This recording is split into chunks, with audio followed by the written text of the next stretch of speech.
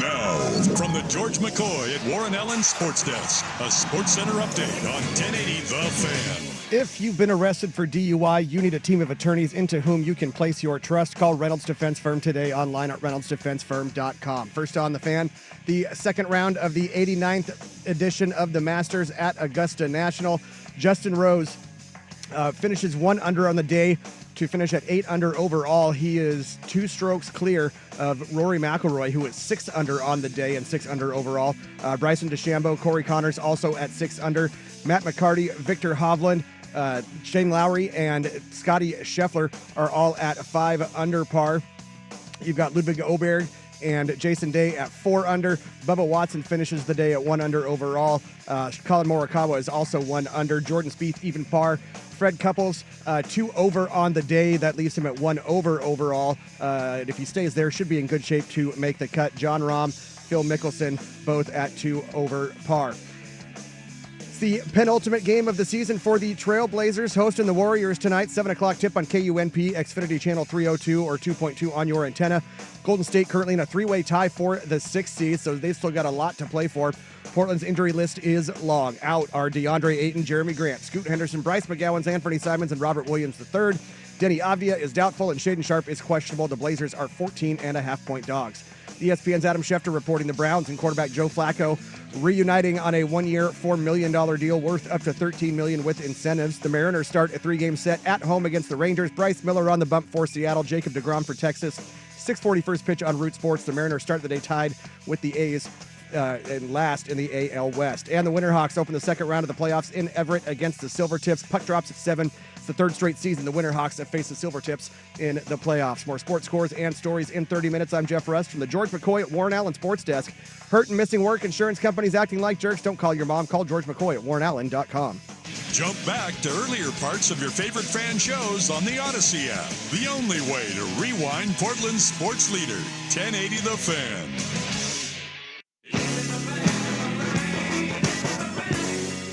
This is Danny and Dusty.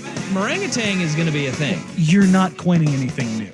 With Danny Meringue and Dusty, the Fan Man Hera. I'll throw some monkey sounds in there and call it good. The old Danny Meringue pie. Danny and Dusty on the Odyssey app and 1080. Yeah, this is going to be awesome.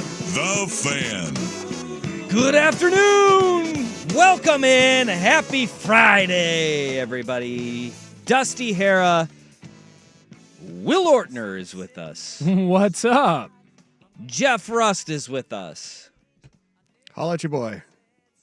Danny Meringue is not. Again. He's back to summiting hoops, man. Yeah. This guy in those hoops, he's just summiting all of them. Is it like Everest? Or was like the other day Everest and now it's K9 that he's summiting? Yeah, Does he need maybe. a Sherpa? Oh, Yeah. the way you say Sherpa is really funny. Say that again. Does he need a Sherpa? Well, he might You be sound the like Sherpa. Dr. Evil. Like if Dr. Evil were to say Sherpa, he'd be like, $1 million. Sherpa. A Sherpa. Really? Who throws a cupcake? I mean, seriously. Austin Powers, great movie trilogy. Criminally underrated, I would say. There's 3 of them, right? There are Yes, 3. there are 3. Yeah. Yeah. Criminally underrated. It's great. It's great. Absolutely. Yeah, that was a team bonding experience. Austin Powers and the Spy Who Shagged Me. That was released into theaters. 99? When we were 97. Yeah, late 90s there. Was 97-ish? the second one then 99? Because one, like, I think the Beyonce one's like 2002, 2003. 1997. 99. It was International Man of Mystery. Yes. Spy Who Shagged Me was number 2, and then Goldmember was 3. Yeah, 99 and then 2002. So Austin Powers International Man of Mystery, that was released when it was in theaters when we had a basketball tournament at it sounds about right. May 2nd, 1997. We had a basketball tournament in Newport, and the entire team went and watched without our parents. That's fantastic. It was a life-changing event for us all. Well, and again, he's criminally underrated, and maybe it's not, like, again, not to do the young guy thing, but my generation does not know Mike Myers well enough. Like my generation has an issue with like their knowledge of Mike Myers is either SNL best ofs or it's is it The Love Guru? Was that what that movie was called? Oh, yeah, that's the one of his that I have not seen and I refuse to. It made me laugh. Yeah. I get some it. people say that movie is really funny. I can't get into it. Really? You can't get into the 5-hole diagram that they have with the hockey? No idea what you're talking about. I've started it, have not watched it. See, Let's see, is it on a streaming app? It used to be. I believe it used to be on Netflix because that's where I would have seen it. Or like, because my brother and I love Mike Myers. Yeah. And we'll tune in to any of his movies. Like if he went out and he did an Austin Powers 4, like they're doing Happy Gilmore 2, I'm tuning in. I don't care if it's a gigantic hunk of crap. Pluto. I have to check that out. Pluto TV. You can watch it for free. Ooh, there you go. And the Big Sky Network. I'll have to get in there. I'll have to get in there and watch it. I still say though, So I Married an Axe Murderer, criminally underrated. Great. So underrated. I don't know that I've heard of it. Whoa, man. Oh, it's another one where Mike Myers plays multiple parts. He plays his own father and he's Scottish. He His does. Scottish father? Yeah. Look at the size of that boy's head. Heed down now. It's a virtual planetoid. Go and put his big old melon and cry himself to sleep on his On pillow. his huge pillow. His huge pillow. It's like an orange on a toothpick. Yeah. Is he just fat bastard the whole time? It's probably what inspired Fat Bastard, yes. Yeah. 'Cause Because that his is a dad is Scottish. fantastic Yeah. movie. Yep. So I Married an Axe Murderer. Love Mike Myers. He's awesome, man. Could you imagine if Mike Myers were not Shrek and it was Chris Farley Chris like it was Farley. originally going to be? Have you heard the takes? Because there's a couple of them. Yeah, like Chris Farley had voiced some of the lines. Yeah. And they changed the story arc because of it too. Oh, I didn't know that. Yeah. Yeah. I mean, not minor tweaks to it, but it's that would be very different. That would be a very different movie. Does it spawn all the sequels? No. Does it have the success? No. No, I don't think so. I don't think it does because there's It's something just lightning in a bottle? there's something to the accent, and when you hear Chris Farley saying it, it was like, yeah, that's just still Chris Farley though, you know? Right. Mike Myers made it into his zone.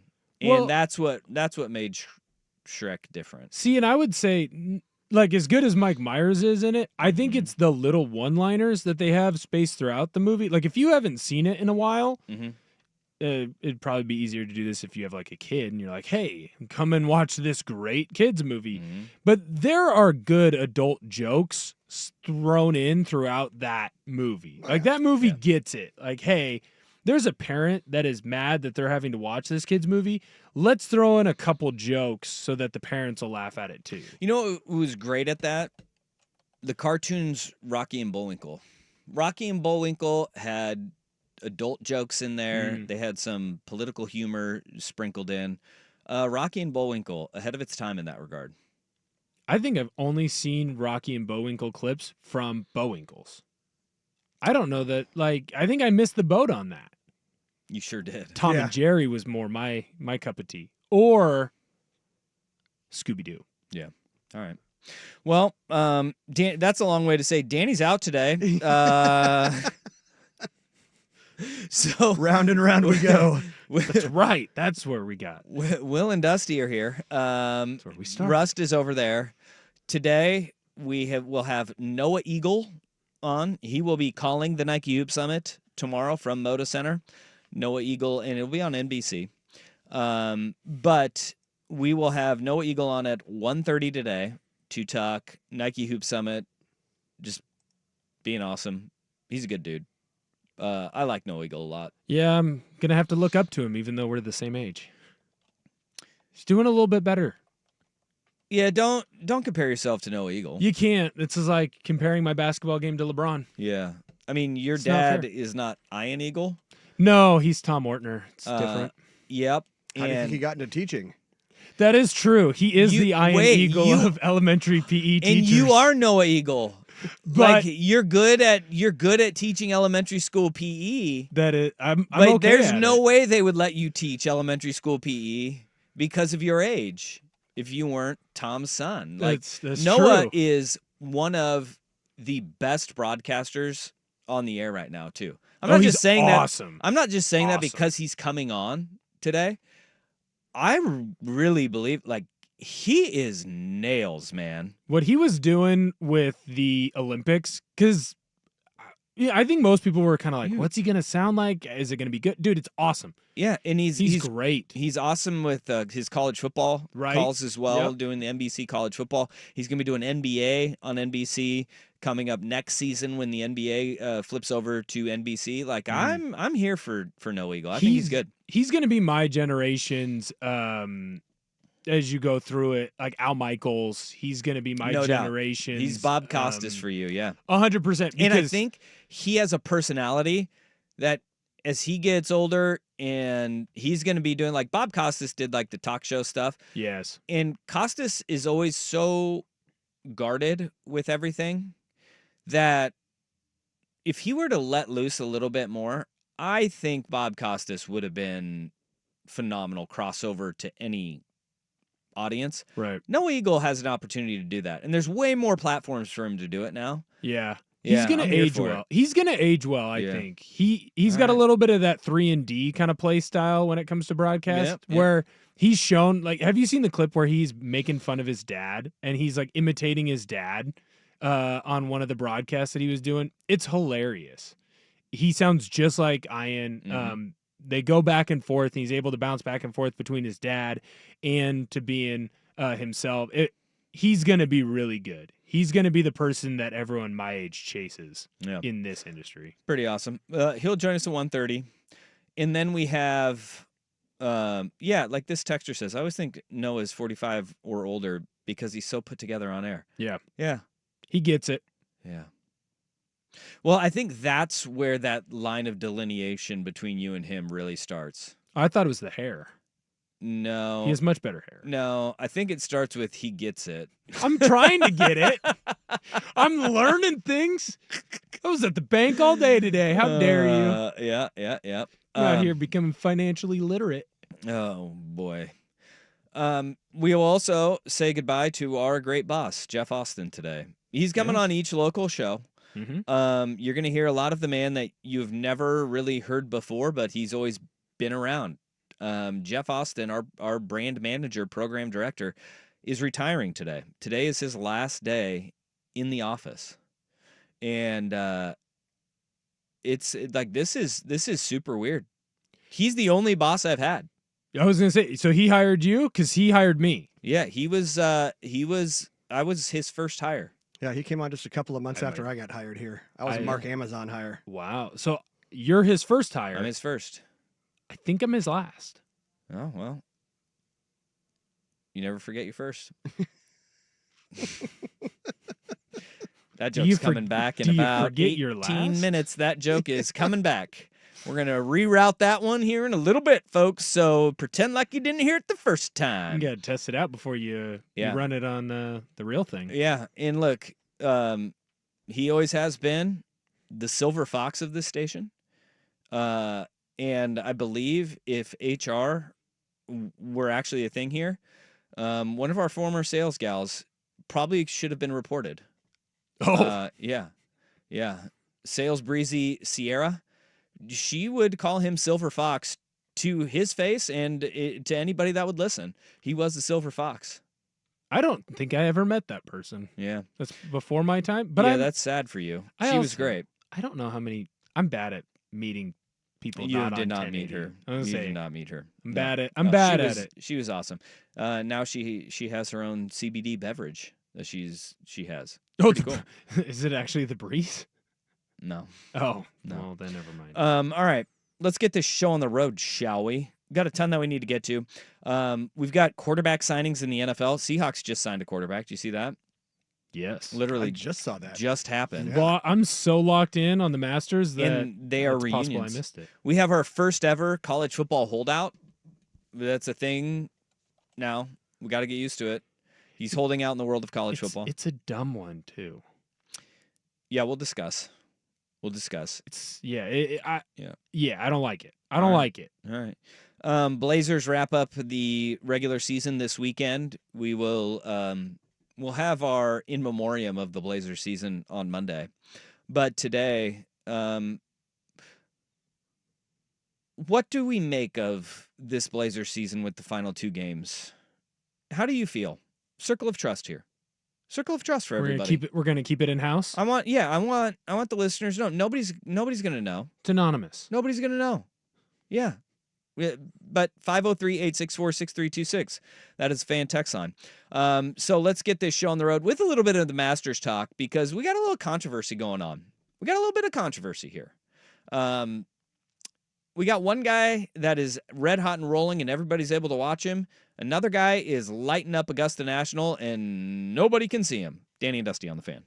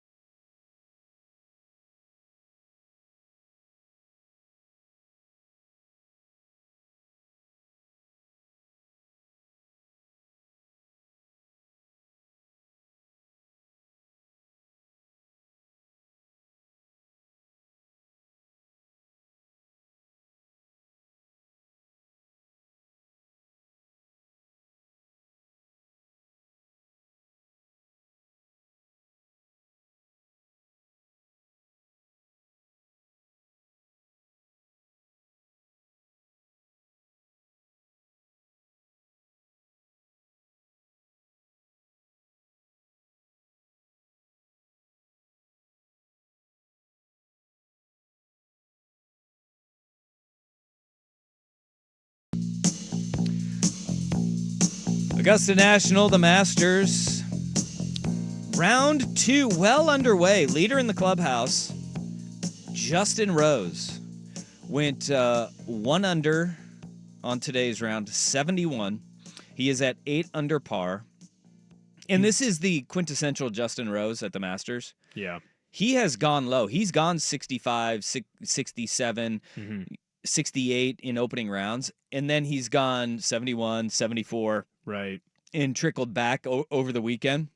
But he is the leader in the clubhouse, 8 under through 2 rounds of play.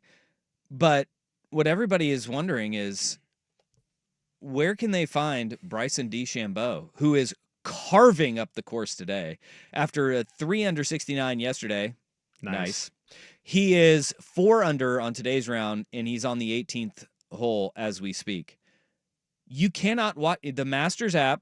We talked about this yesterday. Greatest app, greatest service to people, ease of use. Is it? You cannot watch Bryson DeChambeau. And I'm going to have to push back on, is it the greatest app? How is it that you have the biggest tournament in all of golf, the most important one, the first one, the one that everyone cares about, the one that everyone can't wait to see, with a golfer like... Wait, are you talking about the major or the Masters? Who Jeff Austin hired first? Because you said the first one, the one that everybody loves. You're just going to keep twisting that knife. Okay, You're just going to keep hammering that. Yeah. You know, hey, I'm learning from you. As a radio mentor, I'm learning from you. That next time I can twist that knife on someone else. Just trying to just hammer this home. All right, so you were saying? I'm the Crystal Hefner in this situation. So that's Hugh's last wife. Okay. So how is it possible that you have such a great app that everyone can see, it's easy to use, easy to find, and you have a big name player, a former major winner, that you can't see? Like, if you couldn't see the upside down hat wearing ASU guy, that makes sense. I'm watching him on his approach to 18 right now as we speak. And you know why you can see him? Because we're on the main feed now. Because he's playing with Scotty. Like, that's why you can see that guy. But you can't see Bryson. Why would they have Bryson as one of the people not being able to see? Like, as far as popularity goes, I know that at one point everyone hated DeChambeau. Yep. He might be the most popular golfer not named Tiger Woods going right now because of YouTube. Like, his YouTube page and his PR team have made him really likable. Well, so is he. He's softened up, and he's not because the PR team prickly D-bag on the course anymore that yells at cameramen when he's in a bunker, saying, "You only do my bad shots." Well, I think this may be Augusta going, well, we're going to do none of your shots. How about that, Bryson? And you can't see. I don't understand how that's possible. Like, how much of it do you think is a live thing? I think a lot of it is. But you can watch other live golfers. That is true. But you should be able to watch the guy who right now is number 2. Yep. He is sitting in second place at 7 under par, playing really good golf. Yep. And is a lightning rod, good or bad, right? I mean, like, he draws eyeballs. He really does. And look, we talked with Brian Henniger earlier this week, who is a... You were talking with him. I did talk with him. I had a question. He was great. Loved him. He talked about, like, he doesn't like live. He's a PGA guy through and through, right? Mm-hmm. But he also said what Bryson has done for the game of golf is incredible. Yes. And it people within the game, and obviously those that are outside of the game that are just wanting any sort of content that's creative around golf, like Bryson is creating that, and he's helping the game. I don't know why they don't have him on, but you can't really see much of his round. That's okay. I think your bigger issue is not with the Masters app, so stop that. It is with the coverage of the tournament not being on TV, right? Because I feel like if it was in the control of the TV folks, he would be featured group. Probably, but again, that is the Masters, and the Masters do own the Masters app, I would assume. So therefore, it is back on the Masters and the Masters app. The Masters likes being exclusive, and because if they wanted to, you could see every shot from every golfer. It would not be that difficult for the Masters to do that. Yep. They choose not to. It's their choice. They want it more exclusive, and that's fine.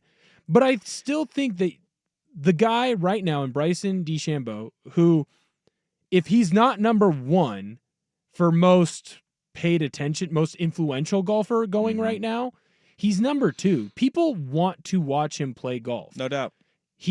What he's done with the Breaking 50 series, all young golfers, all that next generation, the high schoolers, the college kids, the guys that just got out of college, they all watch all of his stuff. He does a great job, and golf has had an issue in the past with this.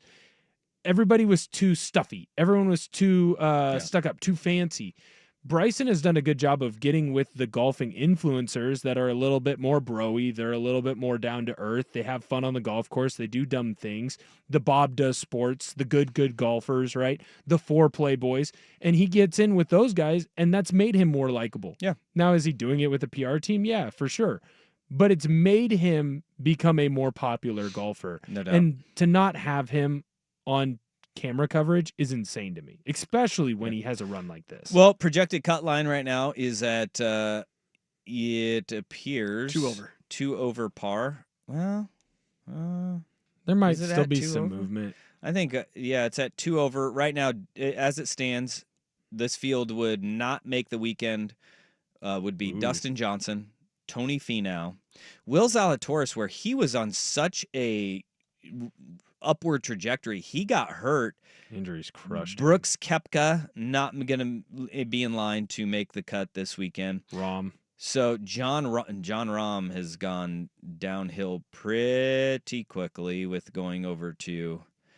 John Rahm is in. He's at 2 over. John Rahm's in. Oh no, I was gonna say according to mine. No, he he's was in. not. Oh, it's moved since. But I here's last the looked at mine. number of the day. Number of the day. Yesterday, Nick Dunlap, he was the target of several jokes and laughs, and included in Jeff Rust's update yesterday. He shot a 90. He went 18 over par yesterday. Today, Nick Dunlap, through 9 holes on the turn, 3 under par. Well, He's 3 under heading to the back 9. Hey, improvement. Yeah. dude, you want to talk about, you Improvement. want to have yourself a Dusty Hera-esque tournament? For me, this would be like shooting 100 and then coming back and shooting an 85. Like, that's what this guy is doing. Yeah. That's what, in the pro ranks, that's what you're 90, and then this dude is, he could be, right now he's pacing to be 21 strokes better than he was yesterday. Well, do you want to know the most insane number from yesterday in his round of 18 over 90? Not 1 3-putt. Well, He 2-putted or 1-putted everything. Everything. that is not a Dusty Hare round, and I can That might tell be. you with certainty, when the blow-ups happen, a lot of 3-putts. Yeah. There's a lot of 3-putts. That might be a Will Ortner round. There's a lot of hitting over greens and short of greens. I like it. Yeah, bump and run doesn't always work well when you run. All right. Well, there's your Masters update. People are very upset at this. Bryson not getting his love. I'm sure over the weekend we will see a lot. I'm excited for the weekend. We got a really good leaderboard.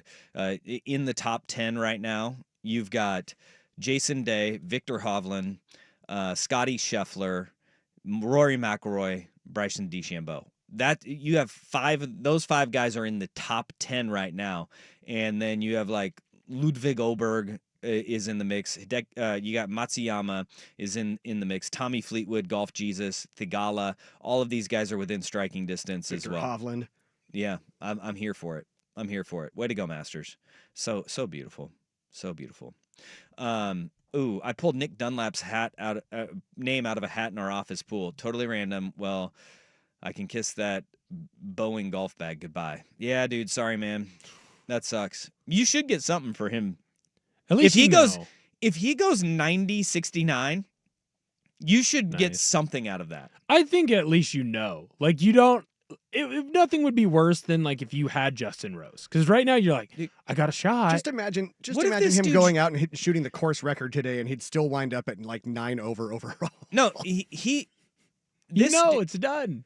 This guy could, if the projected cut line is at 2 over, Yeah. and he goes 3 under on the back 9 as well, that put him at 6 under par.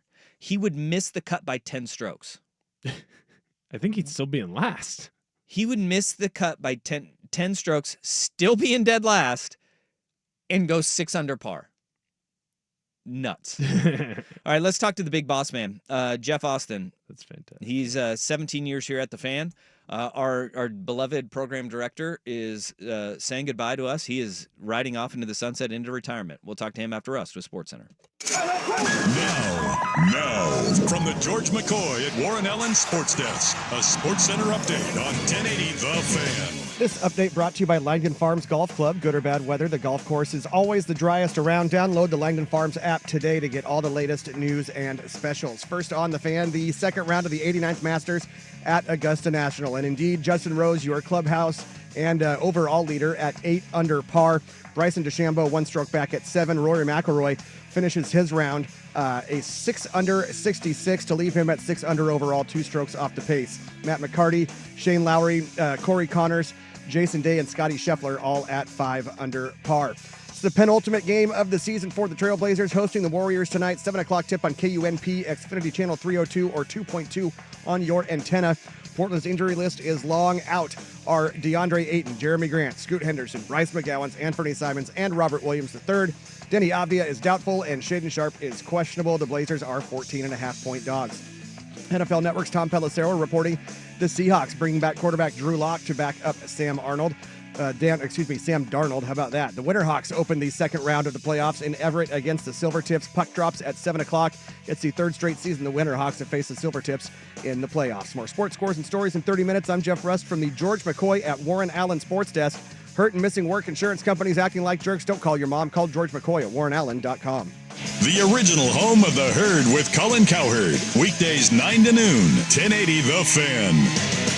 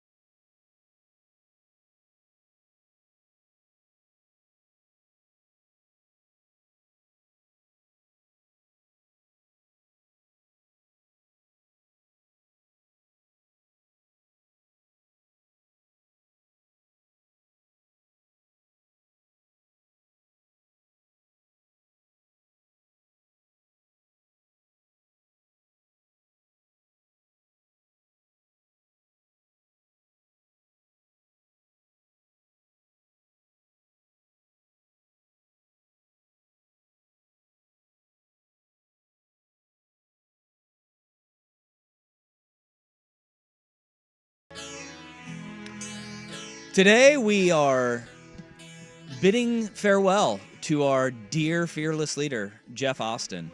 17 years here at the Fan. Yeah. Is that right? 17 years. Just like that, it's gone. It's gone. Yeah, And you are riding off into retirement. I am. I'm retiring from the workforce, period. Getting out completely. No so we're not going to semi see you pop stuff. up? No. It's no. the perfect Okay. time too, I hear, with all the stock market yeah, stuff. Yeah, the timing couldn't be better. I'm the king of good timing. Okay.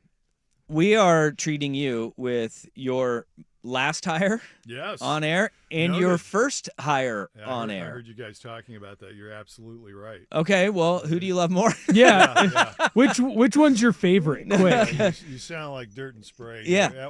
Only their question was, which one of us is a bigger pain in the butt? That's Sprague, 100%. I said yes. Yeah.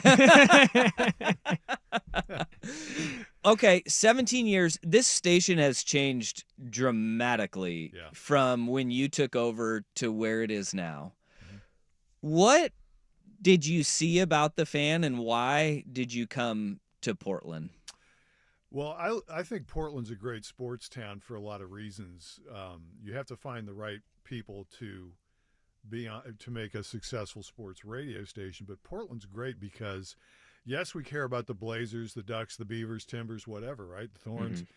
But we also have a world view here. So whatever is interesting, not just even in sports, but pop culture, you name it. This is a great place to be. That's the kind of place that I like to work with. It's not one dimensional. It's not 100% X's and O's. It's something for everybody. Be relatable. Attract as many people under the tent as you can. And I think for guys like you, if you feel that way too, and you don't want to find 25 different ways to talk about the same team the way you have to in some markets, then this is a great place to work. How'd you find the guys that really fit that sound? Because I mean, like, I grew up listening to this station. I fell in love with it. Like, that's why I wanted to get into this industry, right? Is falling in love with the personalities that they had here and that you hired here at the station. How'd you create that sound? You just try to hire good people, and there's a little bit of coaching in the beginning, but after that, you really have to let people go and find their own way. Because if you hire smart people, the rest will take care of itself. And we've had a lot of luck. When I got here, we had 3 full-time people. It was Isaac, Suk, and Swag. But that's a great place to start, right? As we know. I mean, Isaac and Suk had been doing it for a couple of years when I got here, and it's just been building ever since. As you noted, I mean, Dusty was my first hire. He's filled a lot of roles here. We've had some great, not just great shows, but we've really put on some good broadcasts with you guys where we've done high school football, for instance. Yeah. I mean, we had it for a while there. We were doing 2 high school football games a night, one on the Fan and one on 910 ESPN Portland, on both sides of the river, right? And we had enough people to do that. This was pre-pandemic, but I would put that high school broadcast with you, Travis Demers, Swag. We had all kinds, Brett Elliott came through, Andrew Nemec. We had just an incredible lineup of people who are now going on to do bigger and better things. And, I think it's just a matter of having instincts with people, and then you let those people have some freedom and let them grow. Portland wasn't your first stop, but you put together in kind of the maturations of some shows in other markets too. The one that, how did you get, because you put together a show with Kirk Herbstreit and Ian Fitzsimmons Right. in Columbus, Ohio. How that is quite the feather in your cap when you look at those two guys and their careers and where they're at right now. Yeah, well, Herbie was there at the station already when I got there, and we hired Ian from WJOX in Birmingham. I listened to him and I thought, well, actually, his first tape, I told him his first tape sucked. But Herbie actually knew him. Herbie would get called up to go on JOX, which is probably best known as the station that Paul Feinbaum is on. I gave him another listen. I listened to him live on the air. I did a little check on it on their stream, and I was like, okay, I get it. This guy's great. We hired him to do mornings, and he got our best morning ratings ever. But we were thinking, if we really want to make the A team, we let Ian quarterback that afternoon drive show. Herbie's the analyst with him. They got along great. And then we were even fortunate enough later on to have the updates during the show being done by Paul Keels, the longtime voice of the Buckeyes. So that is everything Ohio State fans would want. Oh, it was amazing. It really was. And we were fortunate enough to hire Chris Spielman, the great All-American linebacker and All-Pro for the Lions, and briefly for Buffalo and Cleveland as well before he was done. We got him in there to do middays, lunch with a linebacker, Jeez. Basically. Yeah. And, of course, Chris then went on also, just like Herbie, to do national TV. Chris does NFL work, of course, and Herbie's doing everything under the sun these days. Wow. It's quite That's a show. Quite a show there. Yeah, it was fortunate. What's the plans now? Like, are you just going to be at every Hawkinson High School football game yelling at me from the stands? I would like to do that. We're still figuring it out. We would love to stay in the Northwest, but from a retirement, from a financial standpoint, which you were referring to earlier, for people on fixed income and retirement income, it's a lot easier to go back where I'm from in North Carolina and afford more. So we're kind of weighing the options there. But, yeah, I would like to go to at least one more Hawkinson Hawks football game. We were fortunate enough while my kids were in school there and while you were playing there over that time to have all kinds of playoff runs and back-to-back state championships. But, it was so much fun doing high school football here from the Fan and from ESPN Portland with you guys. And, being able to do games in the GSHL up in Clark County, but also doing all the leagues here on the Oregon side, talking to the officials, the coaches, the parents, the players, how much, and I know you guys have heard it too, how much they appreciated that we really cared about high school football. And, of course, a lot of those athletes and coaches have now gone on to do big things like you and play college ball. Some of them have made it to pro football. And, of course, we did some basketball on the way, too. And this is a great town, as we know, even including this week with the Nike Hoop Summit. It's a great town for high school basketball players as well. You've been all over, and you mentioned you're from North Carolina, but you also spent time in Texas, New York City. Yeah. You have you have the duo, or actually the trifecta of fan bases in college sports that people love to hate. Your time in Columbus, Ohio State. Right. North Carolina, where your dad worked at Duke. That's correct. And the University of Texas. You've got them all. It's the axis of evil. Yeah. It really is. You've got college hoops, you've got college football, and then with Texas, you can also throw in college baseball as the most hated. Yeah, they're Texas for college baseball. I think they won more national championships than anybody. I know that they're at least at the top in total victory, something like that. But the connection was, I grew up on the Duke campus because my father worked there.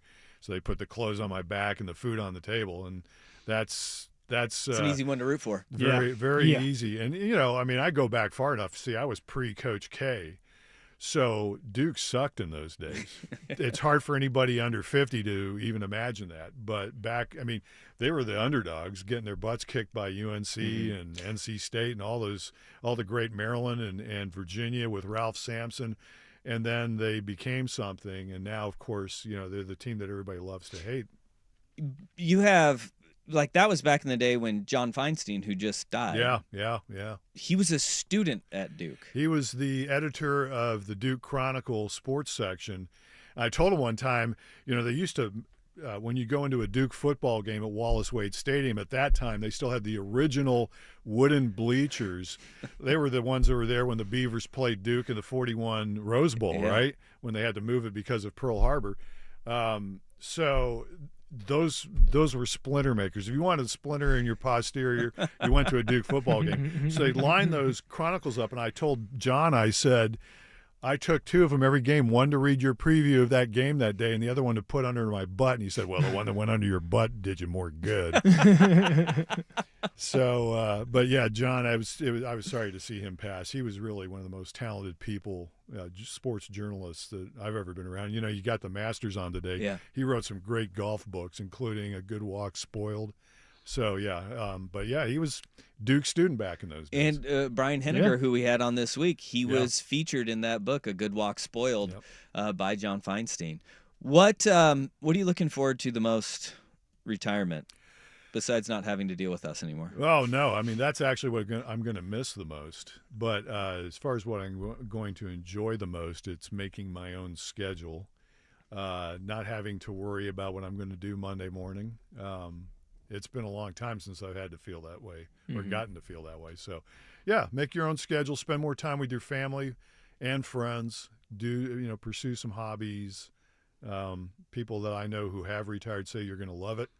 So, I should say also, I'm going to try to play a little bit of golf. That's what I'm There talking you go. about. There That's you what I go. was looking Yeah. forward There you to. go. That's what I'm talking That's about. the reason why my handicap is so high, because I'm spending a lot of time working at the fan and not so much on the golf course. Yeah, I'm waiting for the Saturday morning when I'm filling in tomorrow. The text from you like, "Hey, make sure you fix this part, or make sure you do this." Like, oh yeah, no, Jeff, you're retired. Yeah, you don't have to worry about that anymore. I mean, officially, I'm off the clock after today. And, You can tell him to go take a hike now. Yeah, you yeah, get yeah. that Yeah, text. You can be I'll tell you. Absolutely. I'll tell you this right now. That'll never happen. Yeah, that won't happen. explore the space. Do whatever you want. It'll be different. Well, I can tell you this.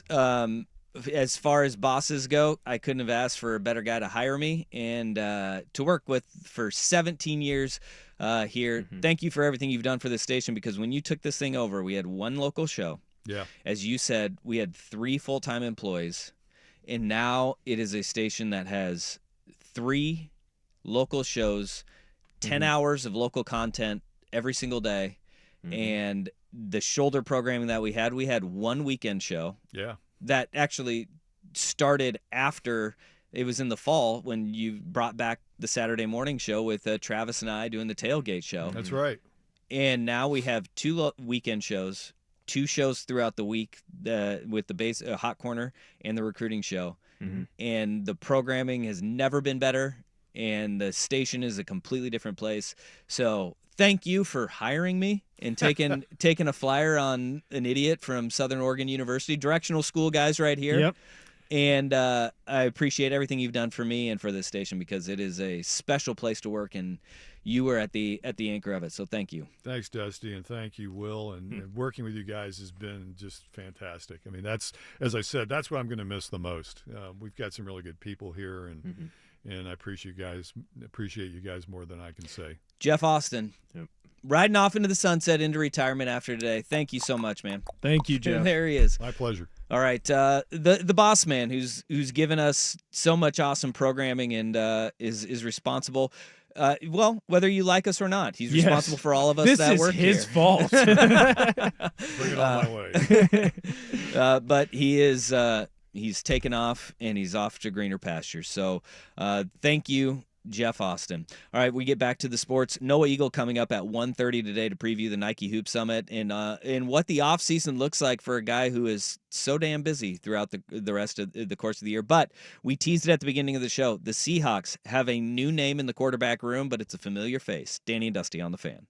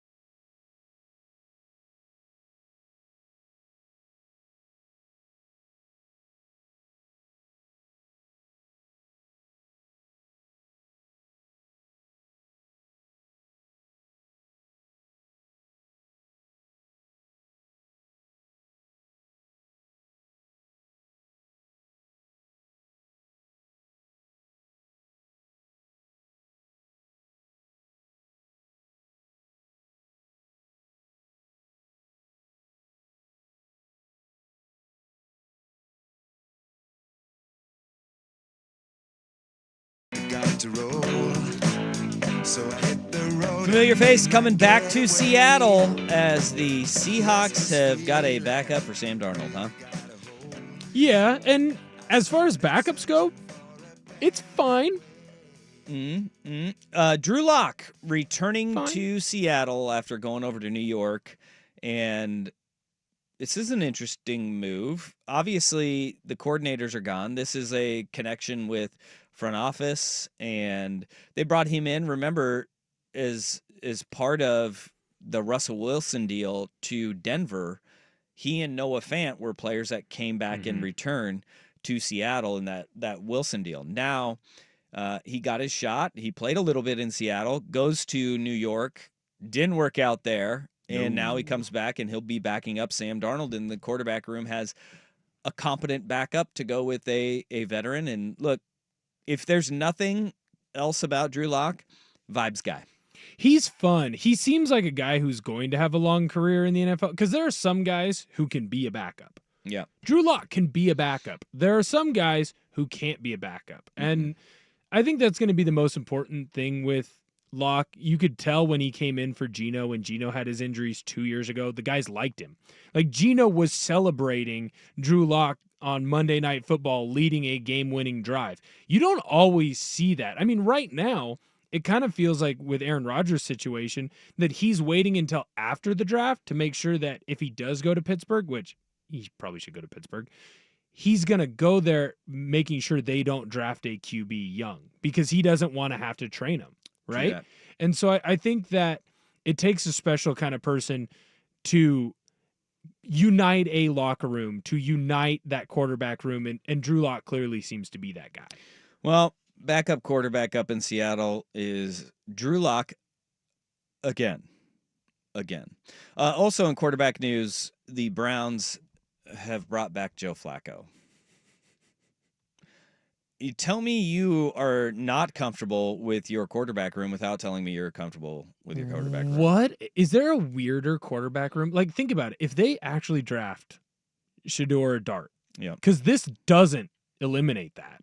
No, not Is one. there a weirder quarterback room? You have Deshaun Watson, who you're paying a buttload of money to, who won't be back, but who will not play. comeback is for the haters. So what he's saying is that the comeback is literally for every single person on planet Earth.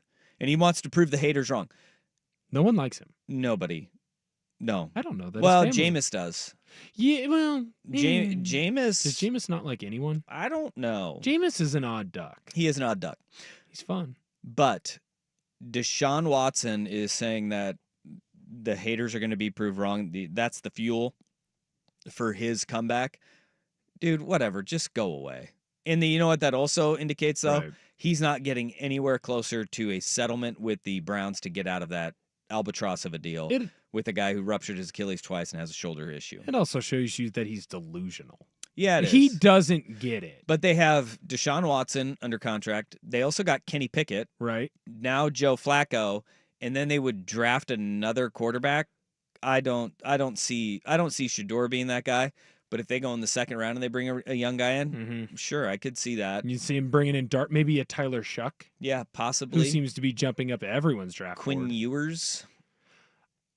Yeah, it's been very quiet, his draft process. For a guy that I would have thought would have made a lot of noise, not necessarily from a skill level point, but just from a talking heads point. If you don't go quarterback in the second round, you're probably looking at third round Quinn Ewers, fourth round Quinn Ewers type.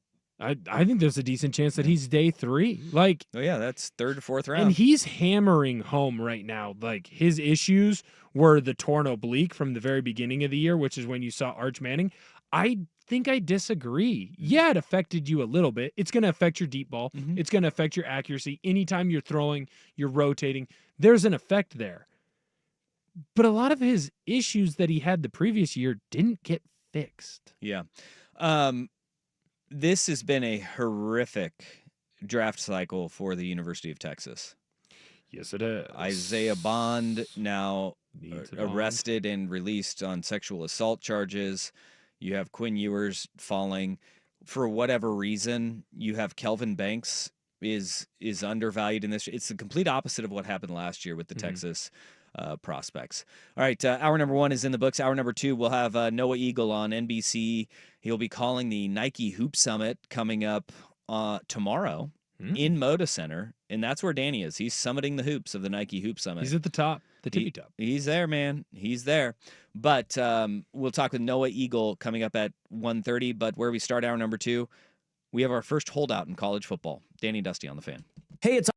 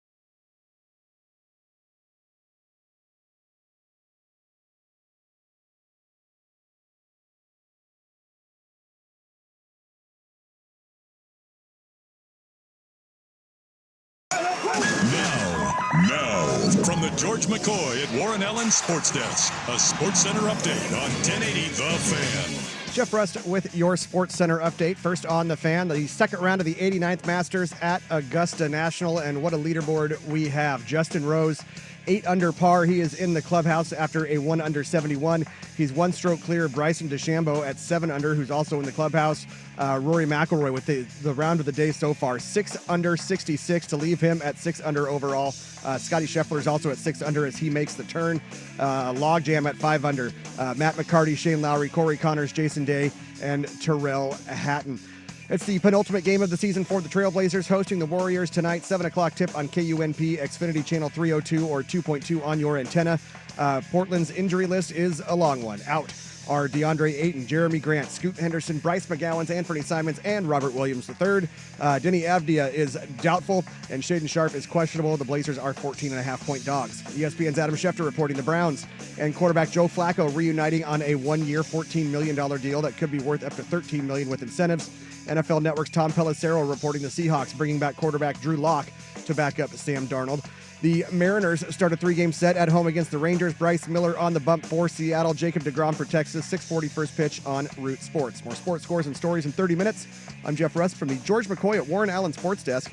Hurt and missing work, insurance companies acting like jerks. Don't call your mom. Call George McCoy at warrenallen.com. The Fan is live on YouTube and Twitch. And now, Window Nation brings you on-demand videos. Watch Window Nation's window into 1080 The Fan.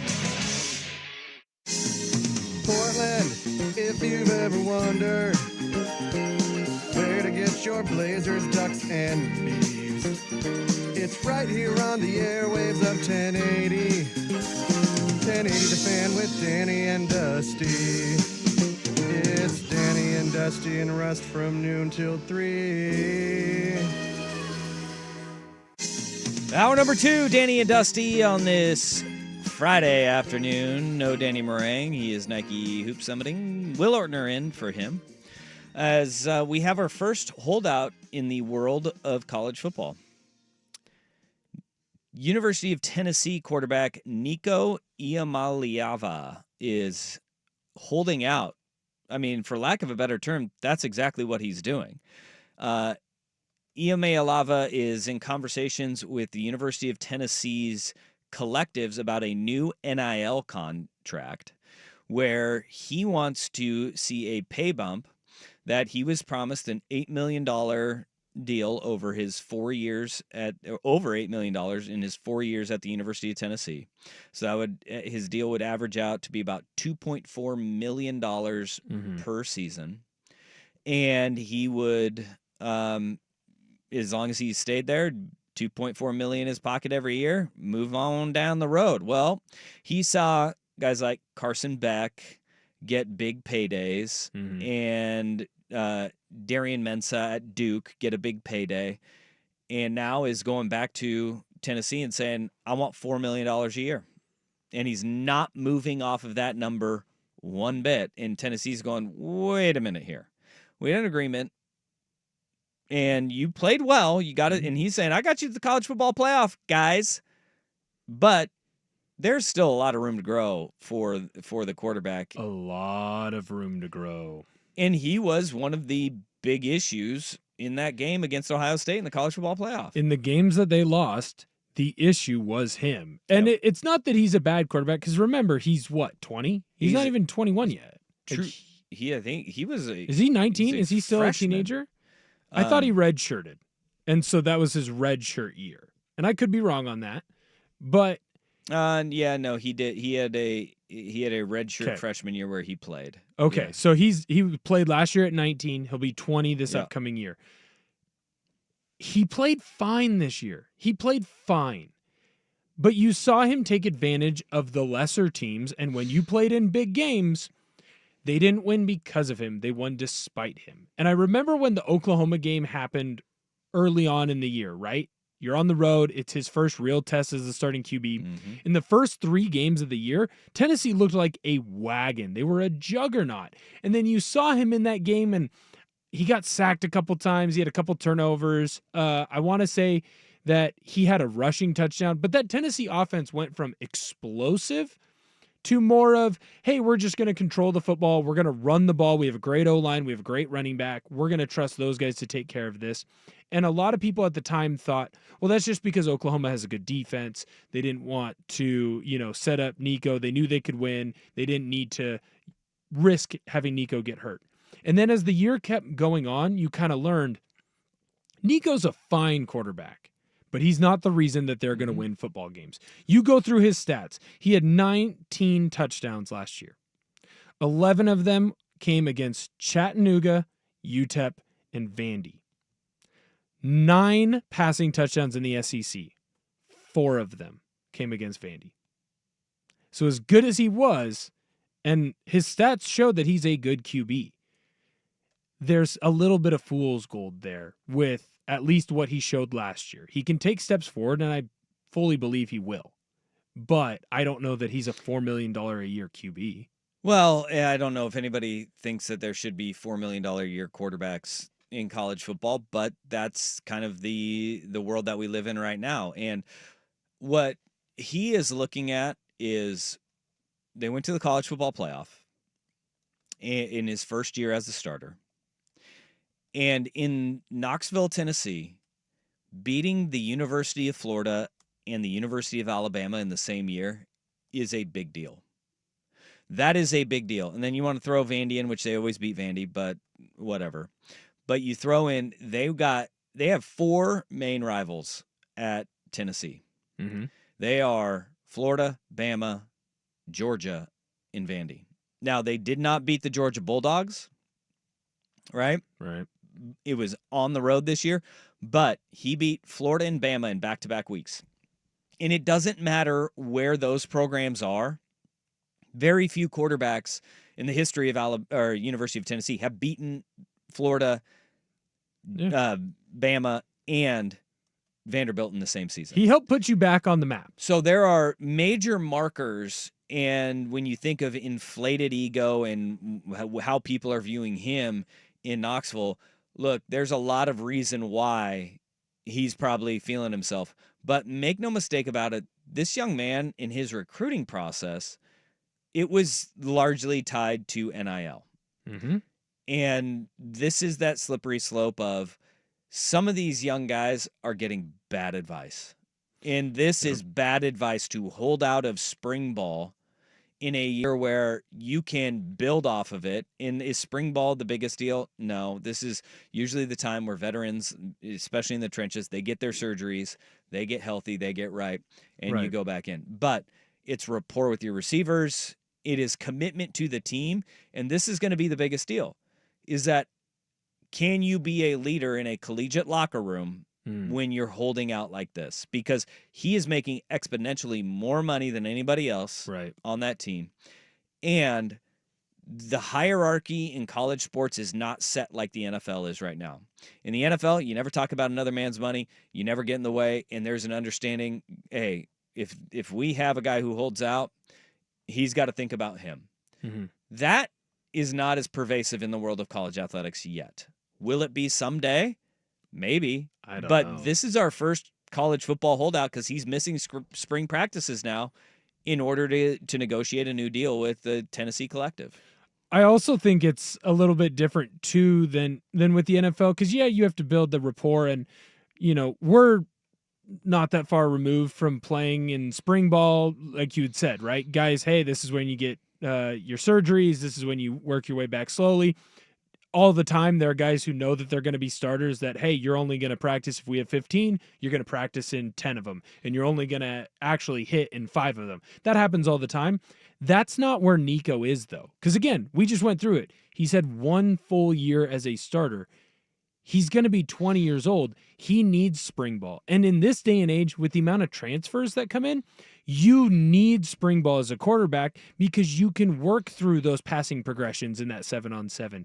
You can work on that timing and creating that timing with transfer wide receivers or young wide receivers. Because again, the weakness of Tennessee last year is typically in a Josh Heupel offense, the strength. Mm-hmm. It's the speed of the offense and the passing game. And that's not where it was. Now, did they win football games? Yes, but I'd make the argument that the big football games they won was because of how good that defense was. That defense, even after the injury to their star linebacker, Pele, did I get his name right?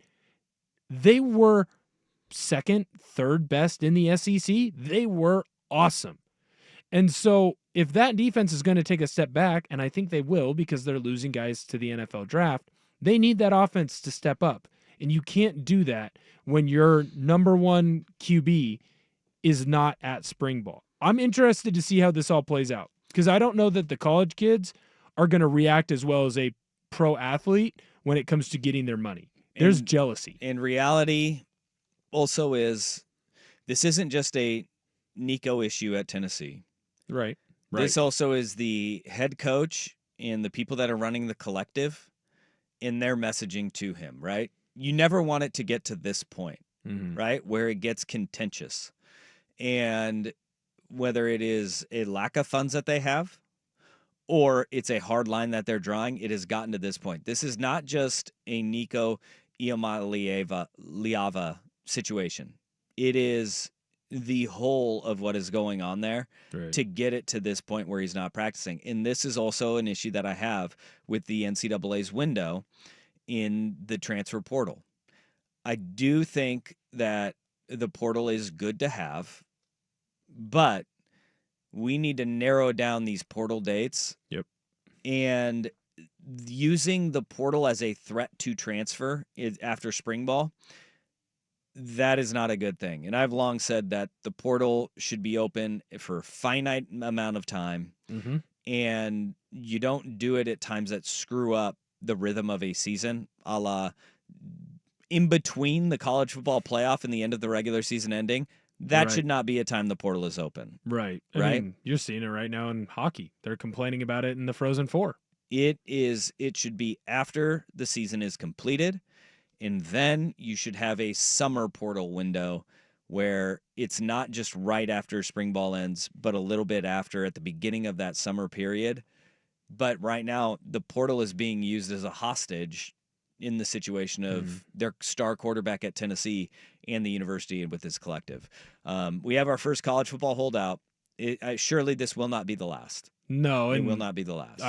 especially if he gets paid, if he gets the money that he wants or gets close to it, I think more guys will do it. I just want this out there as well. I'm looking at his stats right now. He had 2 games in the SEC where he threw for over 200 yards. Vandy and Kentucky.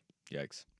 All right. Well, it's something to keep an eye on and something to keep track of, as I hope this does not become the trend. And I hope that rightfully so, this is viewed as a bad move across the landscape of college football, because I think if we have a guy that gets dragged for it, and that sucks that this young man's going to have to be the sacrificial lamb for it, but he is getting some bad advice from somewhere to get it to this point. And that's the way these things can kind of get curtailed. All right, 503-864-6326. That is the fan text line. We got Noah Eagle coming up in about 14 minutes from now. Coming up next, though, a name has emerged in the Denver Nuggets head coaching vacancy, and I'm not sure we should take it very seriously. Danny and Dusty on the Fan.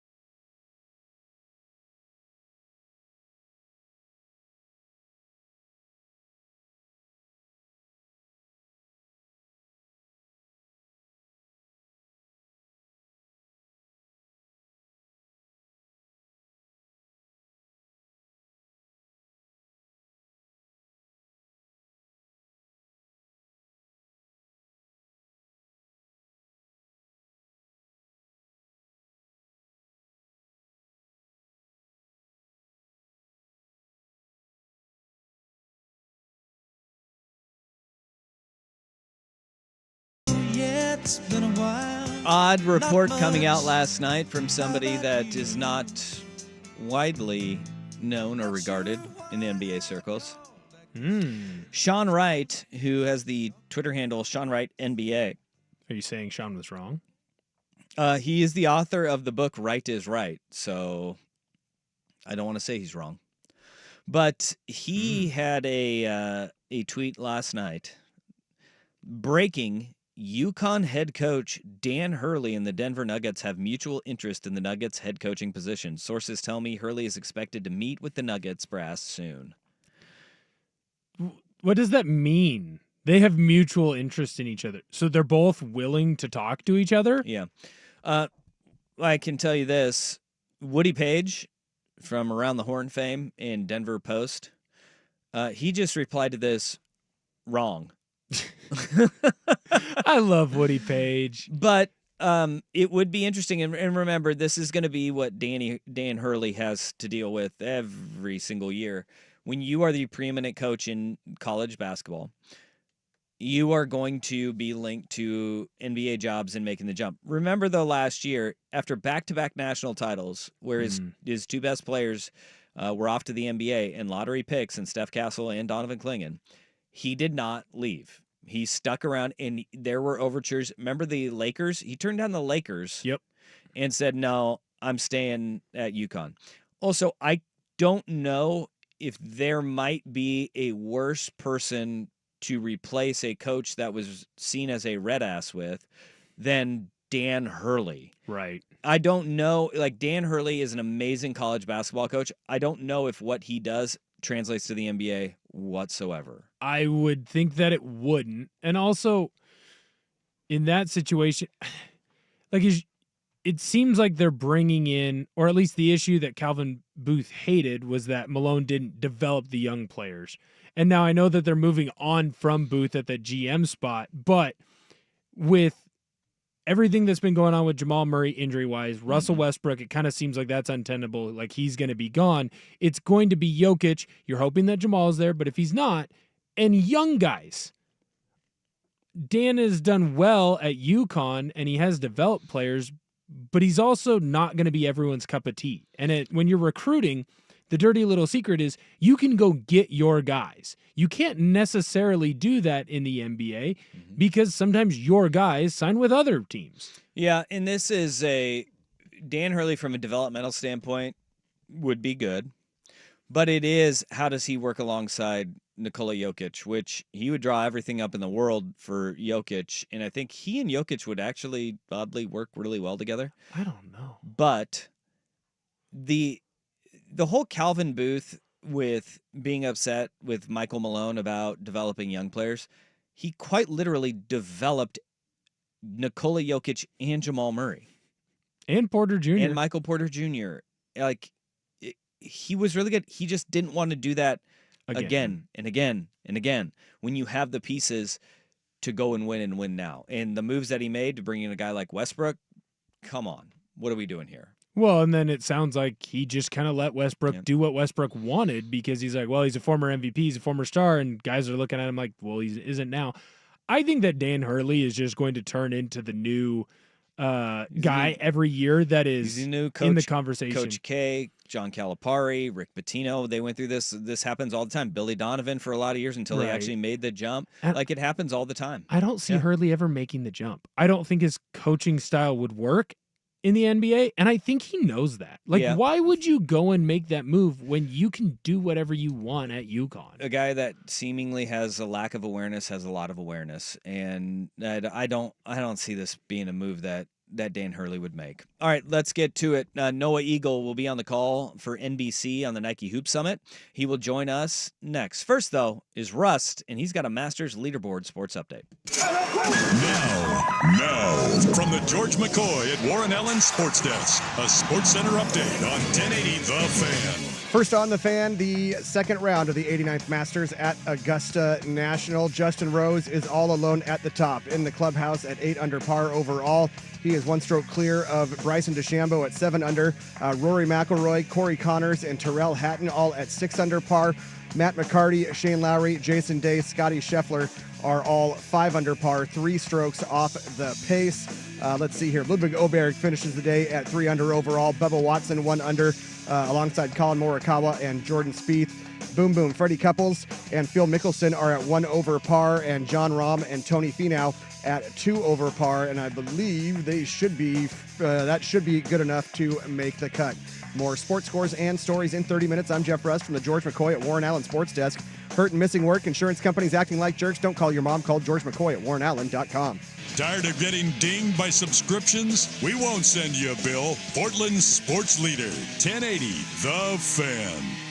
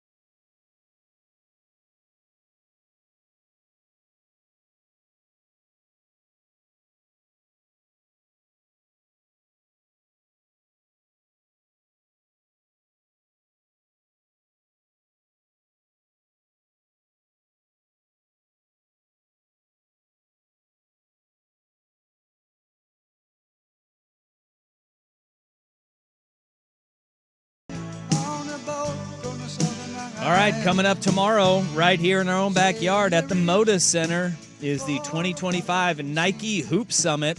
It'll also be televised on the USA Network and streamed on Peacock.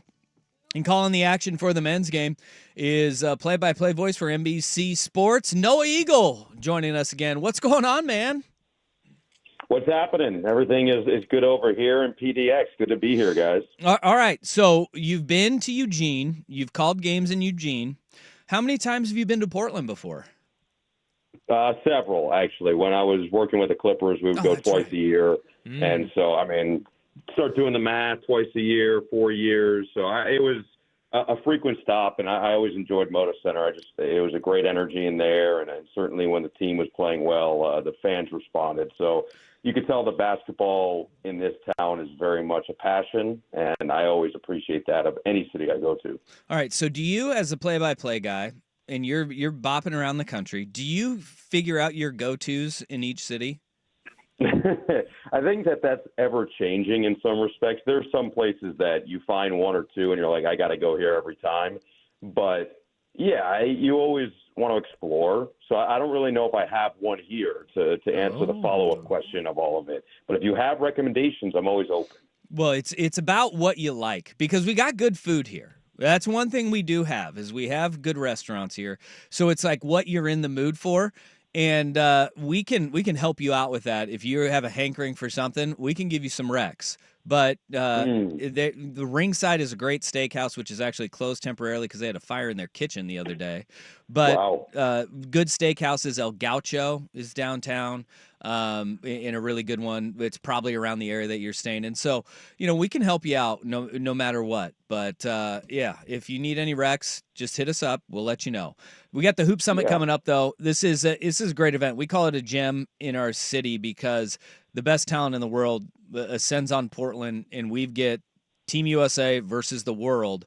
What have you, as you started diving into this matchup of the Hoop Summit, what kind of sticks out to you as this event is really special, and now we got some legacy names with an Anthony and Boozers coming through? Yeah, not to mention Ariza as well. So you've got certainly a number that are going to be familiar names on the back of the jersey. I think for me, what excites me about this is it's going to be a who's who, not just on the court, but off the court. And so obviously those guys that you mentioned, Carmelo Anthony, Carlos Boozer, and Trevor Ariza, are all going to be here supporting their children. But I just have heard from so many people around the basketball world and certainly the NBA world that are going to be in attendance. And I love that. I go to NBA Summer League just about every year. Mm-hmm. And the best part about NBA Summer League is that it's a one-stop shop to see everybody that you grew up idolizing or anybody that you can think of in the world of basketball or media or any of it. And this feels similar just from what I've gathered. And I love that aspect of it. So it's cool that we get to see these top-tier talents on the court together. You don't know if you're ever going to get that again where they all go off to college or the pros, and who knows if they ever get to suit up together again. But for this one night at least, we get to see them all on the court together, and I always find that to be special.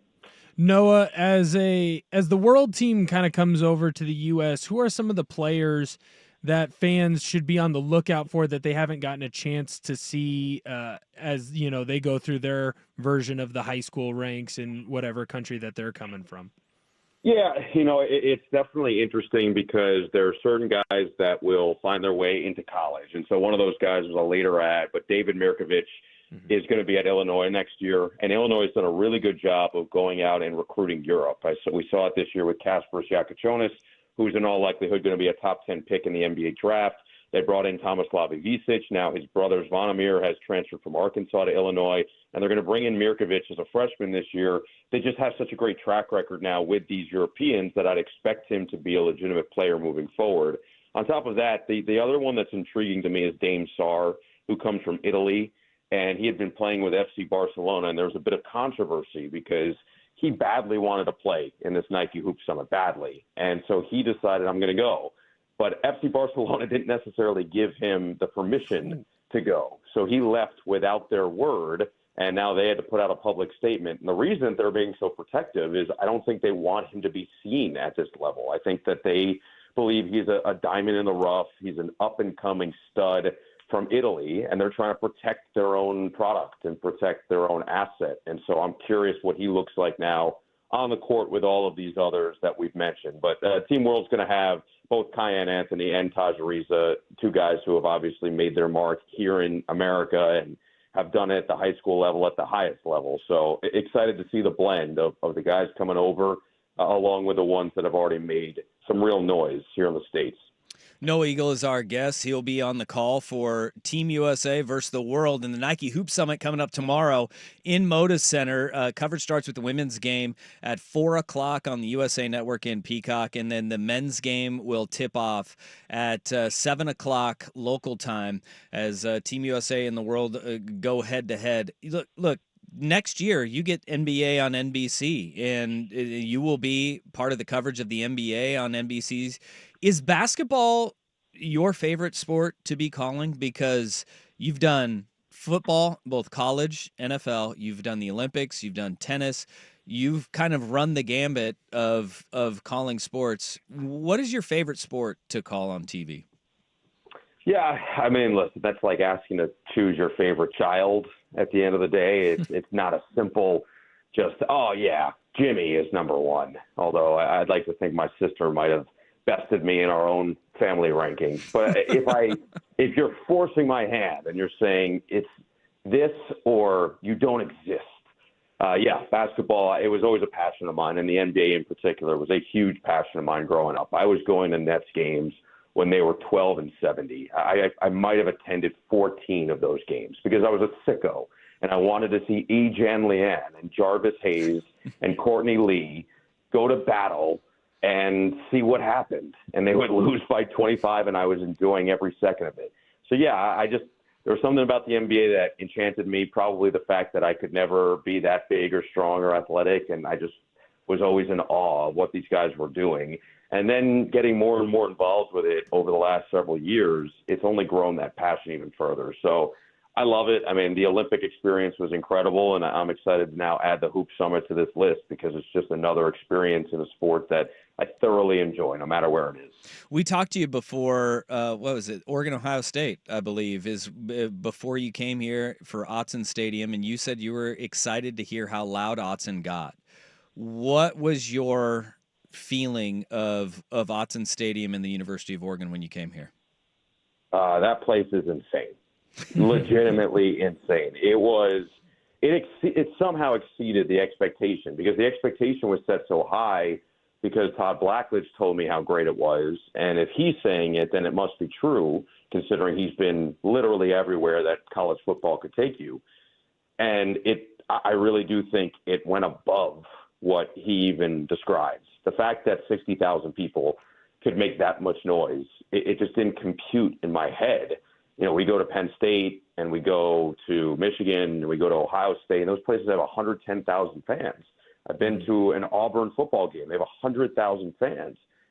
It just hits different. I don't know what it is about the configuration. We talked about it, but how smart that fan base is. They know exactly when to get loud. They know exactly how to make their presence felt. But it was great. We were there for two of the games this year, and both of them, the Ohio State game and then, of course, the rivalry at the end against Washington, they showed it out big time. And so I'm looking forward to going back next year. No, I know that Dusty told you that he would help you out with some food places, but since we're basically the same age, if you need some better food spots, and by better, I mean more age-appropriate food spots, you can feel free to just hit me up. Dusty will give you my number. Dusty's going to send you to the fancy schmancy spots. Man. You want the young spots. You want to be hanging out with the youngs like us.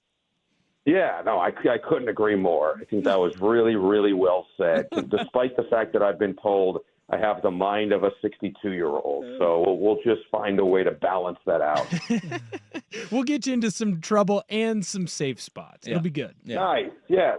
I like that. All right, I've got a question for you. This is like the inside the business and inside the family here. My dad, I grew up, he was a football coach. So my dad and I often talk football, X's and O's, and we do a lot of that. Your dad is an accomplished broadcaster in his own right. Do you guys workshop at all? Like, is the family dinner table workshopping some of the stuff, or the text thread of the family workshopping what you'll say? Because your dad dropping a championship when the Florida Gators win the championship, it was elite. It was elite. Is that part of the Eagle family text thread?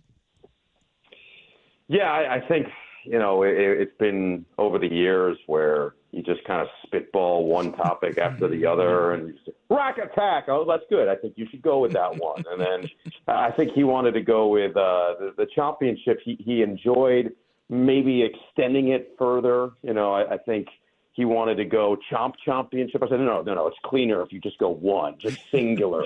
So he cut it out. And I think my mom and sister eventually like, what did we get ourselves into?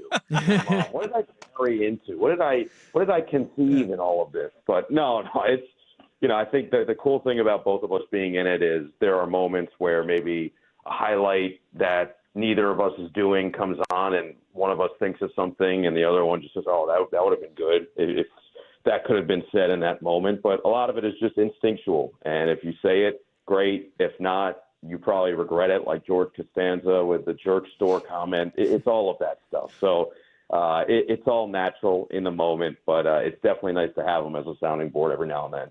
Is there anyone that you have had holstered maybe that you thought of and you never got to use? Yeah, there are certainly some over the years. I would have to really think about it. I think I have to have a short memory. A lot of times what happens is two things. I think a lot of people think, well, you must have come up with all of that stuff ahead of time. A lot of the times, no. A lot of the times it just is something either you think of in the moment, or what mostly happens is maybe it'll be a first quarter of a basketball game and I'll say something that'll spark a different thought. And then I'll say to myself, okay, well, I need to save that one for if there's a crazy run or if something wild happens, I need to use it then. And that's what ends up happening, where you're saving and saving and saving, and then the game becomes a 20-point blowout, and you're like, well, I can't use it now. So that's more common, and I don't know if I can think of concrete examples, but I certainly have had moments where I've gone home and I'm like, man, that would have been fun. Do you ever look over at your dad and be like, hey, I'm making you cool again? Like, I'm helping you with some of this stuff. I'm making you sound young, because you can hear it on the broadcast where, I mean, shoot, just look at the text message he sent over to J.J. Watt. There's no way he knew about the Sarasota water and the banana peel and the morning routine. That's you telling your dad that.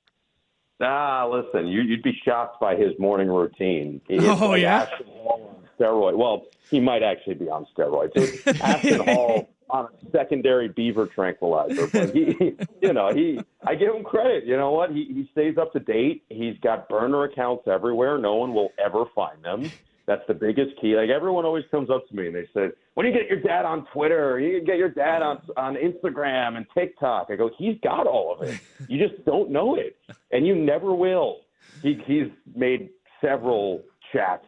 He's had several chats where he's gone back to schools, colleges, high schools, and people have gone up and said, what if I find your account? Will you follow back? And he says, go ahead and try. And nobody has done it yet.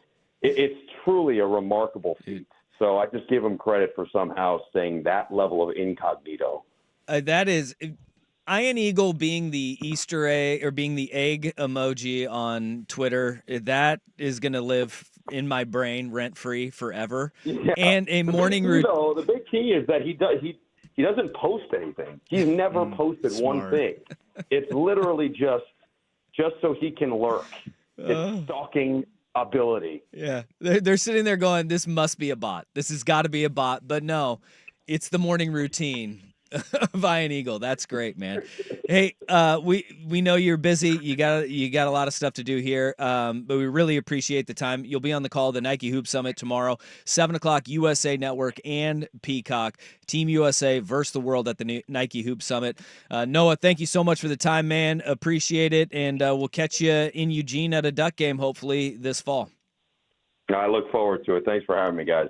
Thanks, There he Noah. is, Noah Eagle, play-by-play voice for NBC Sports, USA Network, Peacock. That's where you can find the Nike Hoop Summit. Look, if the talent we went through like some of the alumni that have played in this game, Yeah. which is basically your all NBA teams of the last 20 years. Mhm. If that doesn't get you out there or to watch this game, they're bringing out their big guns too on the broadcasting side. Yes, where they you are. Noah Eagle, Robbie Hummel on the broadcast as well, who I think does a phenomenal job breaking down the game. So this is a big time event, man, and it is a gem in our city. Like, I don't think people really understand to have this here. Thanks, Nike, the swoosh, bringing Yeah. everything here. And to have it in our own backyard, a very cool event where AJ DeBonsa, who's going number one recruit in the country, going to BYU, he's playing in this game. Cam Boozer, Chris Sanak, Kyan Anthony, Carmelo Anthony's son. We got an Ariza here. And then there's a women's game before where Jazzy Davidson from Clackamas High School, one of the top recruits in the country, who is going down to USC next year. She's going to be playing in the women's game prior to the men's game. So it's a doubleheader that starts at 4:30, I think, is when the women's game tips off. Men's game follows immediately after that at 7 o'clock. Really cool event, and appreciate Noah for coming on, man. It was really awesome to have him on. He's a rare breed, man, where you have these guys that have so much success early in their career, and then they pop and normal dude. You can tell too that he is definitely an old soul to drop a Costanza joke in there, and I did get it. I did understand. Hey, the good jerk for you, store man. reference. I've got a couple Costanza moments in there. I've got a little bit of Seinfeld, but yeah, I don't think he wants any of my food recommendations. He wants all of yours. Yeah, I you tried to play it as I go young, I but was trying to make a friend. you're gonna take him to Jack in the Box. No, I would not take him to Jack. And I'm not going to send him fancy schmancy. Like El Gaucho ringside, if he wants a steak, those are nice places to go. We got plenty of really good restaurants here. See, I was gonna take him to some dive bars. I'd Now, like, dive hey, bars- these are the So you were spots going to take him wanna to see. the A Crop for steak tips. I would never do that. They're steak bites. Steak bites, sir. excuse me. I would never. been a I while. would never sully bites. Noah Eagle with many of our illustrious dancing establishments. Would never do that. Well, who knows? He might be vegan, and you could take him to Casa. You know, I mean, there's. I don't know. You got I both don't- here. I don't know that that's. I don't think that's a spot he'd like. No, I don't think so either. I think that you would be trouble taking him around town. I think we would have a good time. I think we'd be a good time. I think it'd be a good time. He would enjoy it. All right. I don't know that we'd become best friends, but I think he'd enjoy his time with me. It'd end up in like a hostage situation, I think. No, he would. No. Yeah. No. Mm-hmm. Nope. Yeah. All right. Nike Hoop Summit coming up tomorrow, and Noah Eagle allotting a little bit of time for us. Great stuff on not just the Hoop Summit, but rave reviews from Autzen Stadium, living up to the hype, exceeding the expectations that Todd Blackledge set forth. All right, let's get back on track. We got a worst day on the web. This is the time where we have worst day on the web. We're gonna go next. It's getting gnarly out there. It's hard. Danny and Dusty and the Fan. Check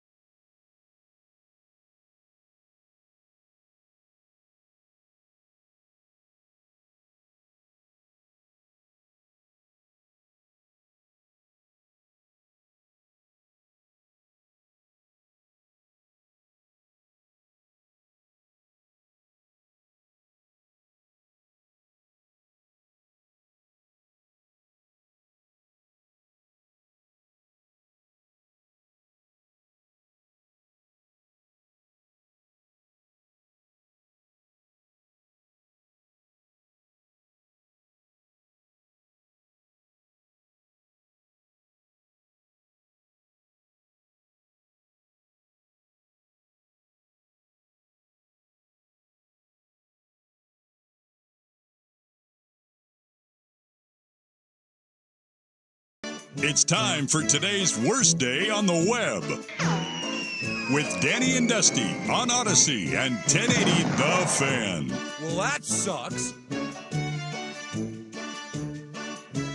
All right, now time for the worst day on the web, as it's going to have to be rapid fire because we went along with Noah Eagle of NBC Sports. Are you familiar with what orcas have been doing lately, killer whales? I'm aware that we try and put them in captivity, and then they No, dude, hurt the that's trainers. That's like The trainers so 15 years ago. No, we've evolved past that. We've stopped doing that. We don't do that. Are we've you bullied, sure? We've bullied SeaWorld out of that now. So SeaWorld, okay, but just because SeaWorld doesn't do it doesn't mean that we don't do it. You're doing it? No, I'm not a big swim guy. That doesn't, like, other countries might do it. Okay. I mean, we've asked places to stop killing whales, and they still do it. Yeah. Yeah. Yeah, I think they're still doing it at SeaWorld, but I believe that they're not going to bring any more in. So as long as you're already in captivity, Yeah. I think that's it's correct. fine. I think that's correct. What if think you're that's born into captivity? I don't know. So don't know then how I any of this kind of goes. think we are still doing it. All I right. think you hit me with fake news. Well, we have the orcas here, and they've been sinking boats out in the water. You know, they've been going after boats and trying to take them down. Right. Yeah, we've seen that. They're revolting. Well, they're now turning into Florida whales. What? Yeah, this is a little terrifying. They've been known to go out in the Gulf of Mexico every now and then and like make their way through there. But they're getting pretty deep into the Gulf of Mexico now, which is new. And orcas, the killer whales, kind of jerks of the ocean. Because right now, down in Florida, they've got videos that are out there of these bad boys are now like ganging up on other whales in the ocean and taking them out in the Gulf of Mexico. Well, They're expanding their footprint and saying, "Nah, we ain't having any of this. We're gonna come get you now." in a shocking development, the animal that's called the killer whale is out here being the bully of the sea. But my question They're coming is for your like, boats. They're coming for the other whales. Now, dolphins also, they've got a really good rap, and Free Willy really changed how we view killer whales.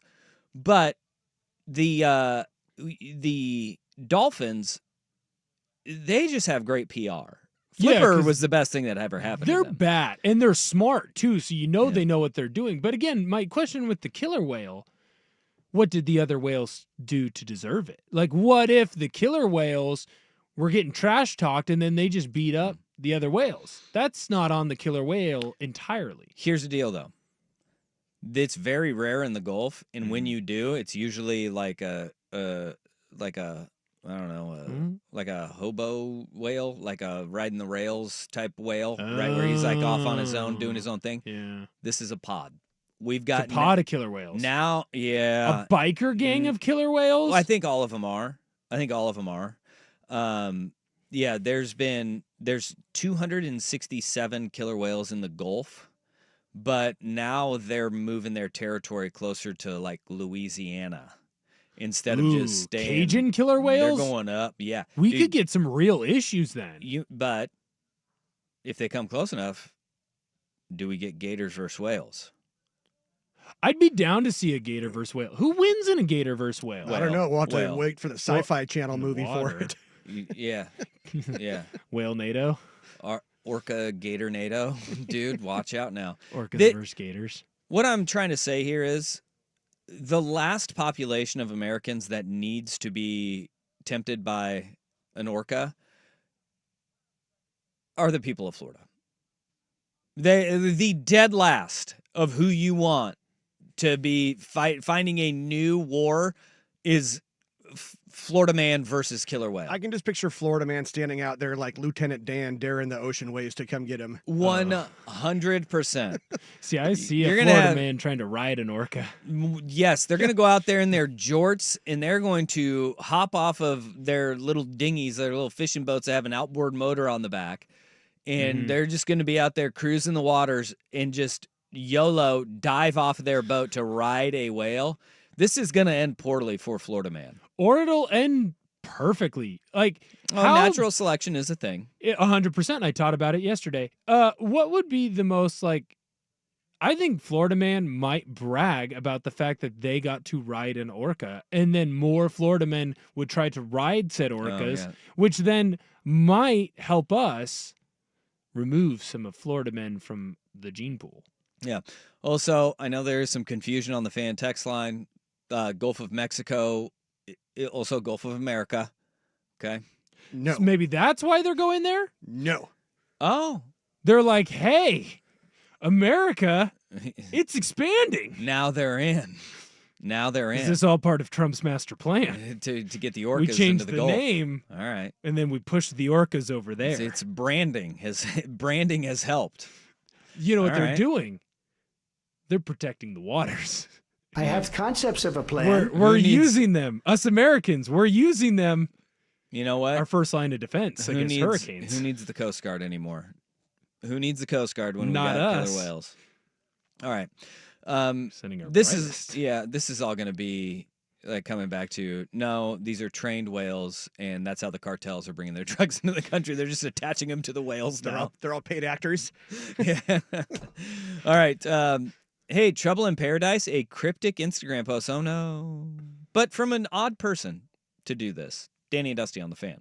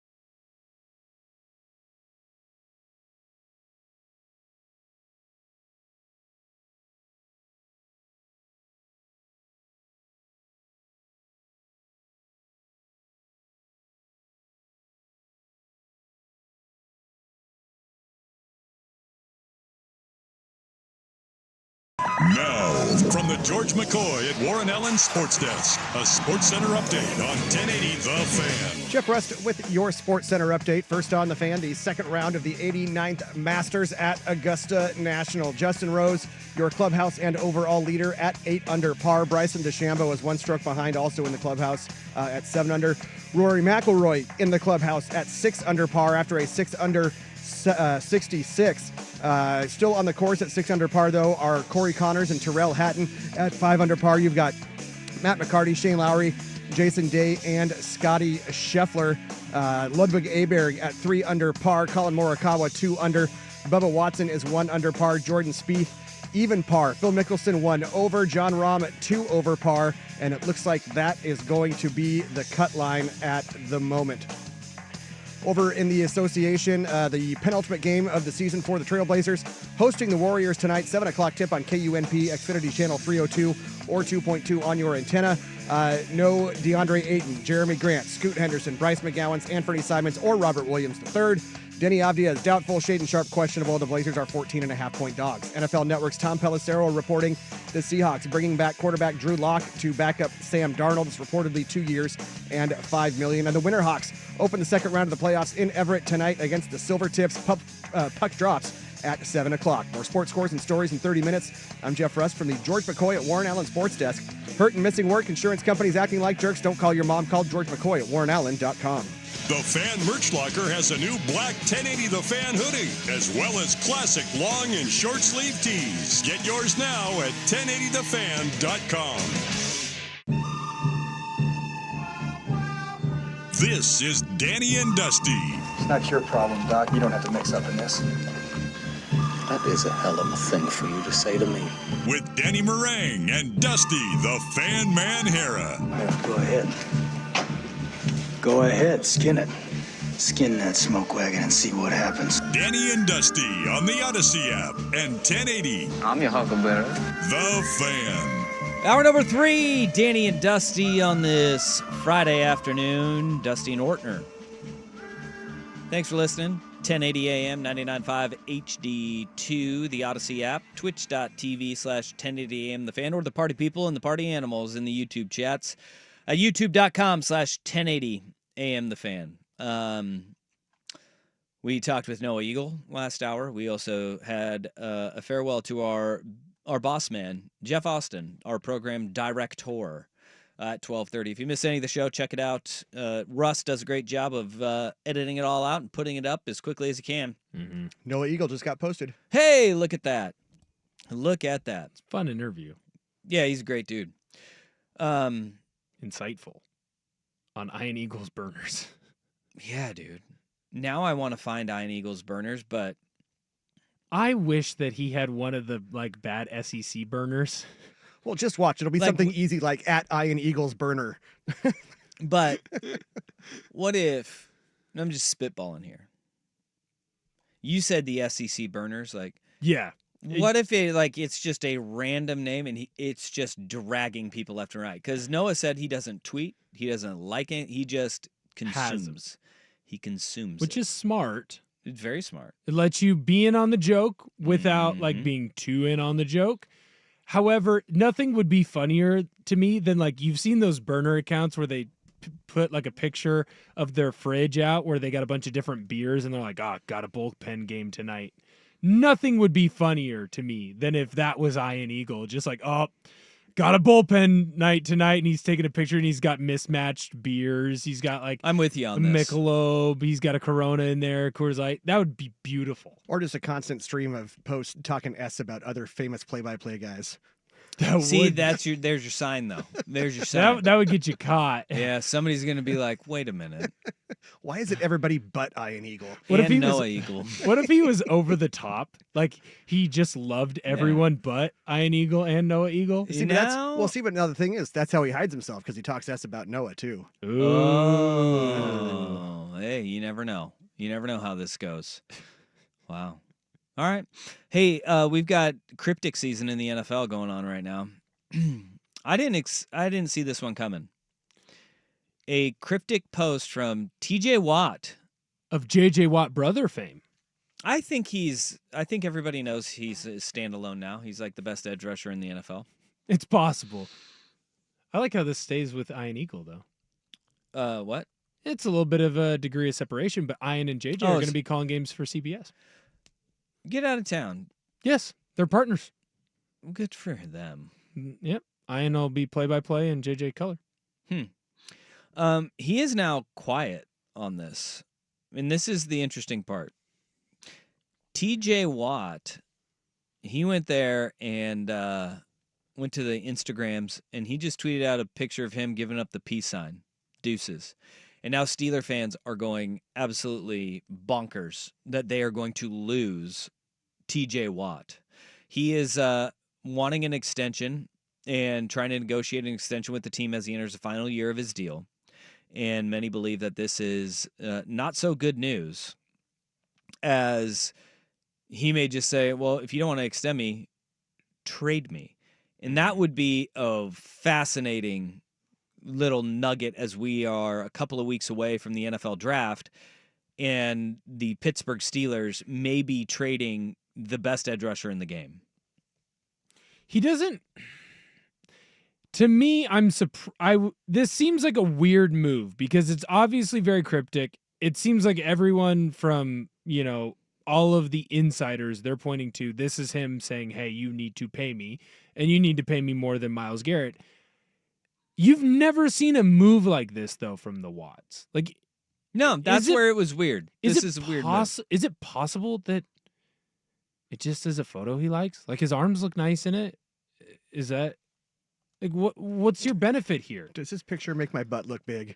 Well, his butt's not in this picture, but it makes his abs look tight. Maybe, yeah. So you're saying, what if this is more of a thirst trap than a... I just don't get it. It doesn't make sense. And you would think he'd be more forthcoming about it. This seems like a wide receiver post. If DK Metcalf posted this before the Seahawks traded him, you'd be like, yep, DK wants out. Yeah. If right now... I don't know, find a wide receiver that Marvin Harrison Jr. posts this for the Arizona Cardinals. They'd be like, oh, he's unhappy in Arizona. He's probably going to move on once his rookie deal is done. This doesn't seem like a TJ Watt move. The Watts have been kind of known for, being classy. Here's the deal with that. We haven't seen, now, unless I have missed it, usually you would get a follow-up like, gosh, you guys are reaching here. True. We haven't even seen that out of him. True. And, I mean, again, unless I have missed something, I don't live on social media all the time. So, I don't know. This could be a nothing burger, but who it's coming from and the timing of it all, it does seem a little bit weird. And I hate that social media has become this, this is where people will put something cryptic out there without actually saying anything whatsoever. And it puts a fan base into a pretzel. Yeah. And then we get no explanation. And it's extremely lame. Yes. Because it's the don't look at me, but look at me. Because TJ is going to be upset, right? When he gets questioned and reporters call him and his agent has to put out a statement or the Steelers have to put out a statement. It's an incredibly lame move because he's going to be upset about the attention that it draws to him. And the Steelers are going to be upset. I don't get it. It doesn't make sense. And for a guy who's in his 30s already, he should kind of know better. Yeah. You want to know the betting favorites for who lands TJ Watt? I would still have the Steelers at 1. Well, if he is traded. Oh. Let's see. Who could use him? Could go to the Falcons for Kirk Cousins. LA? That's actually that's a really good one. Kirk Cousins and a 1. Chargers? Chargers are 8-1. I could see him with Harbaugh. Yep. They are 6th on the list at 8-1. The Tennessee Titans are 5th on the list at 7-1. Why? Well, because they have the number 1 pick. Oh, so you're trading the number 1 pick for TJ? Why? It doesn't fit. They need a quarterback. That doesn't fit. That's why they are 5th. Cardinals are 6th at 6-1 odds. Following his brother's footsteps. Yep. The Philadelphia Eagles are 4th at third with 5-1 odds. Buffalo. No, not on the list. They're not on the list. They need a pass rusher. Well, they don't have Edge. the salary cap space. Oh. Doesn't seem like the Seem like Eagles they're- would either, but Buffalo, if you're wondering, 40-1 odds. Wow, I would have thought because they need an edge rusher. I would Mm-hmm. have thought that he would fit. Oh, okay. Here's where it gets interesting. Second, Seattle Seahawks. 18th overall pick in this year's draft. And a reminder to everybody out there, this is the furthest along we have been without a team giving up their first-round pick since I believe it was 1993 when the Chiefs traded their first-round pick for Joe Montana. Bad trade. Oh, this is for old Joe Montana. My bad. Yep. That's right. He And was it turned out they went to the playoffs. That was a and fine were really good. Fine trade. So the Seahawks are sitting at 4-1, and you pair him with Mike McDonald. You have bolster a pass rush that this team, if the Seahawks are going to win and compete in a NFC West that is up in the air with all the turnover that we've seen in San Francisco, with still some questions because they had to make tough decisions this past offseason in LA with the Rams, where, mind you, Cooper Kupp, anybody? Right. Well, you'd put him opposite Cooper of Kupp, Leonard. anybody? You'd put him opposite of Leonard Williams. So now you have two legit pass rushing threats from each side, and Williams would be doing it more than likely from the 3 tech. It would make life easier on Boye Mafe, who's shown moments of being able to get after the passer. Mm-hmm. It would make life easier on your linebacking core, and you just re-signed the kid out of Tennessee. It's not a bad idea. If I'm TJ Watt, maybe it's just because I always think of it in terms of if you're a big name star and you're starting the downswing of your career, wouldn't you want to go to a Super Bowl contender? And Seattle isn't one of them. It makes sense on a lot of different avenues, but I think the most important one would be winning a title. Yep. And they don't They're get not him close. They don't get him closer than Pittsburgh has him right now. But him and Cooper Kupp. And in Seattle, it doesn't get Seattle closer. Like, yes, it helps you have a pass rushing threat. But again, Seattle's biggest issue is on the offensive line. It is on the O-line, and they need to protect Sam Darnold at all costs. And TJ Watt doesn't play O-line. Yep. But maybe a position change. That's right. Well, hey, that defensive end to left tackle pipeline works out really well for most players. And the number one odds for a team to land TJ Watt also does not involve a Super Bowl contending team. New England Patriots 3-1. Just because of Vrabel. Vrabel, they hold the number 4 pick. And so there is this idea. Also, a team that desperately needs offensive line. You trading a number 4 pick for TJ Watt? No, man. I No. wouldn't do it. But this is kind of this is what the odds makers are saying, according to betonline.ag.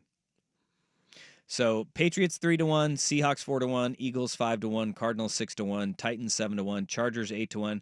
Then the Falcons with the Jeff Russ Kirk Cousins trade idea. That's not a bad one. Comes into the picture. And then the Colts at 10-1, Commanders come in at 12-1. That is a sneaky one. That's the best one, actually, probably. Because they need that. They need an edge rusher.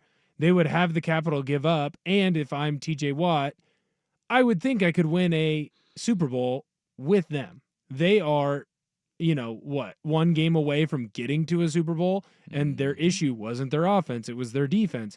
That's the one that I'd put my money on. That's the one that makes the most sense to me. That's what I'm talking about. All right. 503-864-6326. That is the fan text line. Coming up next, a celebration to remember. Danny and Dusty on the Fan.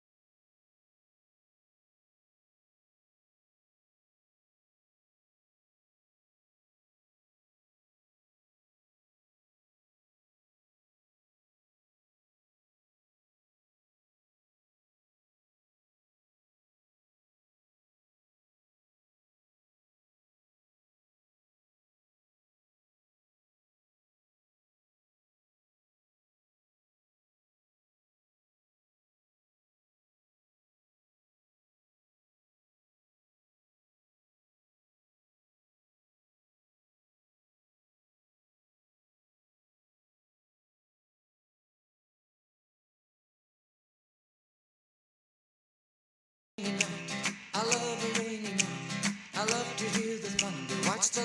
celebration for the ages. There was a baseball game yesterday evening on ESPNU. And my son, who is a big sports guy, actually, shout outs to my son, Bennett. He has been in the studio the entire show. He's been doing a great job. Making no noise yet. He's been crushing it over here. But he will put on, he does like the score thing where he hits that button on the remote, and he'll just go through every sport and just find the games that are the closest. And let me tell you, sometimes we get some games that are like, what are we watching here? But he more often than not, finds some gold because he's just looking for close games. Fair. Last night, he finds a tie baseball game, Texas A&M in South Carolina in College Station. And he ends up throwing that bad boy on, and sure enough, we watched the 9th inning. It goes into extra innings. South Carolina had a runner on third, couldn't get him across. Texas A&M does nothing in the bottom of the ninth, so we go to the 10th. A&M makes quick work of South Carolina. They get up to the plate and enter Caden Sorrell, who first batter of the 10th for A&M. Lefty goes oppo taco and just crushes the ball. First pitch. He absolutely mashed it. And the part nuked it. Again, it didn't look like he hit it that hard. No. Like he just nice, easy swing. I guess like all your baseball coaches were right.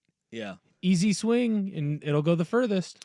So he goes and he's doing the trot, elite bat flip that he had on it.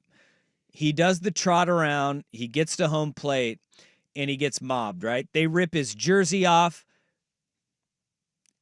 All of the guys wear the catapult now. You know the catapult system? Yeah, he's got the sports bra on. Looks like a sports bra. It's a tracking thing. Mm-hmm. And my daughter had some questions like, why is that guy wearing a sports bra? It's like, well, it's for tracking. They have a little chip in it. Tracks everything. It's crazy what that thing can do. Yeah, your speed, your distance. Like, it'll tell you if you're not rested movements. enough. Yeah. It'll like say, hey, he can only practice for an hour today. He needs to rest. It's crazy. But they rip the jersey off, and then out of nowhere, this dude comes up and puts on a replica of a green jacket from the Masters. Like, it's got the Masters logo on the breast of it. It looks exactly like the Masters jacket. It just pops up out of nowhere out of the dugout. And so this guy's just celebrating with a Masters jacket and seemingly a sports bra on. And I'm just thinking to myself, what is happening here? It's beautiful, dude. Is it the best celebration that we've seen so far? It's an elite celly. Because college baseball, much better celebrations than MLB, unless it's Randy Arozarena or Jose Bautista. So what this Texas A&M team does, every home run, they have this thing called the golden putter that they bring out. Mm-hmm. And guy has to do stroke with the golden putter in the dugout as their dugout celly. Masters week, they ordered online a replica green jacket, and they were like, if we have a walk-off win, you get the green jacket. That's awesome. Never give it back. First pitch of the first game they have the Masters green jacket, walk-off dinger, they throw the green jacket on this guy. Now, here's the question. If they have another walk-off, does he have to then take the jacket off himself and give it to the next person? Or do they have a second one and they go into like their version of Butler Cabin and then he does it? No, I think that's what has to happen. He has to come out of the dugout with the green jacket on. Mm-hmm. And then if he's the guy that does it again, then we have the situation where I think the manager at this point, the coach of Texas A&M, he has to put that jacket on him because tradition says past champion has to do it. Right. Well, we got to repeat, which means the director of the tournament has got to put that jacket on him. Now, this leads into other questions, too. Yeah. They're going to play tonight. Mm-hmm. You have to have a pregame meal. does he determine said pregame meal? Now, I would believe that would probably be in their best interest. I don't think that's going to happen. I think it probably should. I mean, it's a baseball player. What's he going to have? Chicken tendies, probably. But He'll be fine. He just needs to go to the team chef and say, hey, what's for team dinner? And he needs to mock up his own menu as if he created it himself. Which would be hilarious. They should do everything just like the Masters. Like, they should have to lock up all their phones before the game. Mm-hmm. It would be all-time TV. What this also did for me, you can get on the internet, off of Amazon, a Masters Blazer replica for $53.99. That's less than the hat I bought last night. Right? Whoa. Hats are ridiculous. It was a cool hat. You can get one off eBay for $90. I mean, that's not bad. You want to say NIL? It's good for the game in this. It's up in their celebrations. They've got a bigger budget for these sorts of things. Dude, I might buy one of those and just start walking around with it. See what happens. Why not? What's the worst thing that someone happened? You didn't actually win the Masters. There's going to be an old man that yells at you, stolen valor. And it's like, dude, I'm not pretending to be one of the troops here. I'm just pretending that I'm good at golf. What's worse? Me wearing the green jacket, me wearing the camo fatigues. That is in the eye of the beholder, but I'm going to go with fatigues here. I would agree with you. I think that's legitimate stolen valor. But you want to Who cares? You want to get some of these people that are upset about the upside down Sun Devils on the guy's hat? They would be more upset that you are stealing the green jacket from somebody else. It would be objectively hilarious if there was an old that started yelling at me like, you have to take that green jacket off. You didn't win the Masters. Like, prove that I did. I want to see you wear that green jacket to the Masters. Ooh, that might get you thrown out.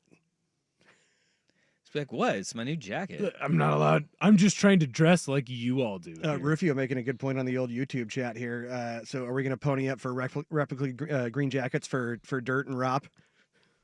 I'm not ponying They up can the buy money for their that. own. They're No, fine. They can do that. They can buy their own. They can do that themselves. If I can buy my own green jacket, they can buy their own green jacket. Yeah. Dirt came in with a bunch of the concessions yesterday morning. Yeah. Yeah. How did he do that?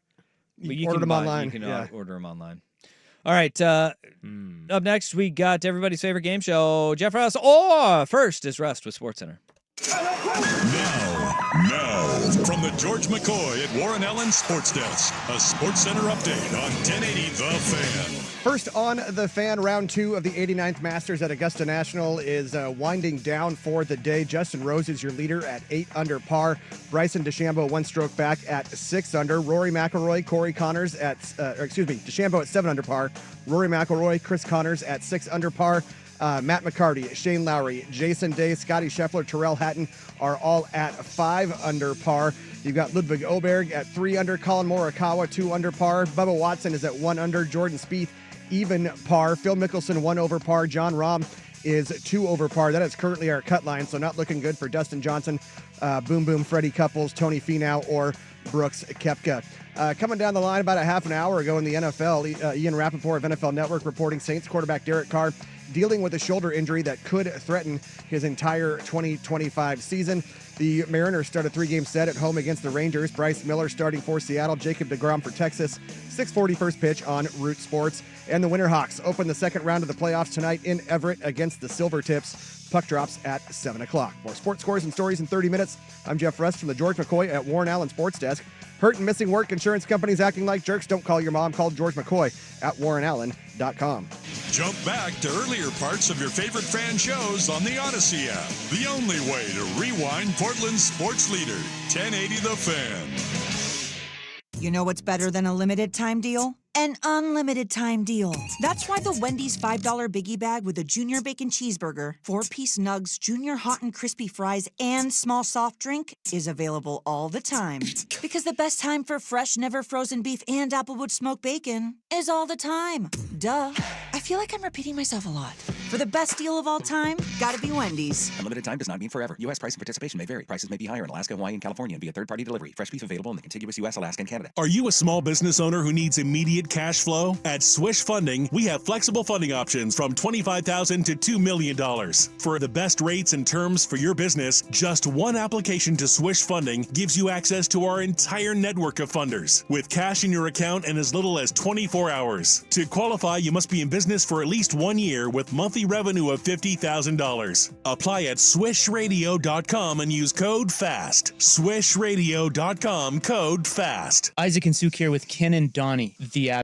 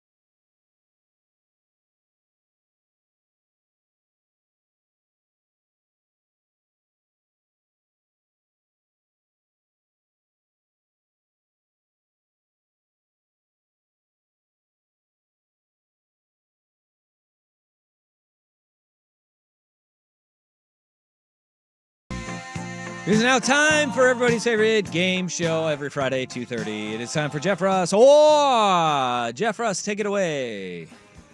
All right, well, we are at round 2 of the 89th Masters, kind of winding down for the day. Each of the last 25 winners has come from the top 10 after 18 holes. That would mean you've got Justin Rose, Corey Connors, Scotty Scheffler, Ludwig Oberg, Terrell Hatton, Bryson DeChambeau, Aaron Rai, Harris English, Jason Day, and Akshay Bhatia. Rory McIlroy would have been included in that group were it not for 2 double bogeys over the last 4 holes. Yikes, although he rebounded quite nicely today with a 6 under 66 to pull himself within 2 shots of the lead. Low round of the day. Low round of the day, indeed. So who are you taking to win? One of those 11 players or the field? Oh, one of those 11. Like, the stats are going to tell you that it will be one of these guys, especially when you look at the separation between the top 10 right now is 4 strokes, right? Making up those 5, if I'm going to go... You said Ludwig Oberg is in the top 10?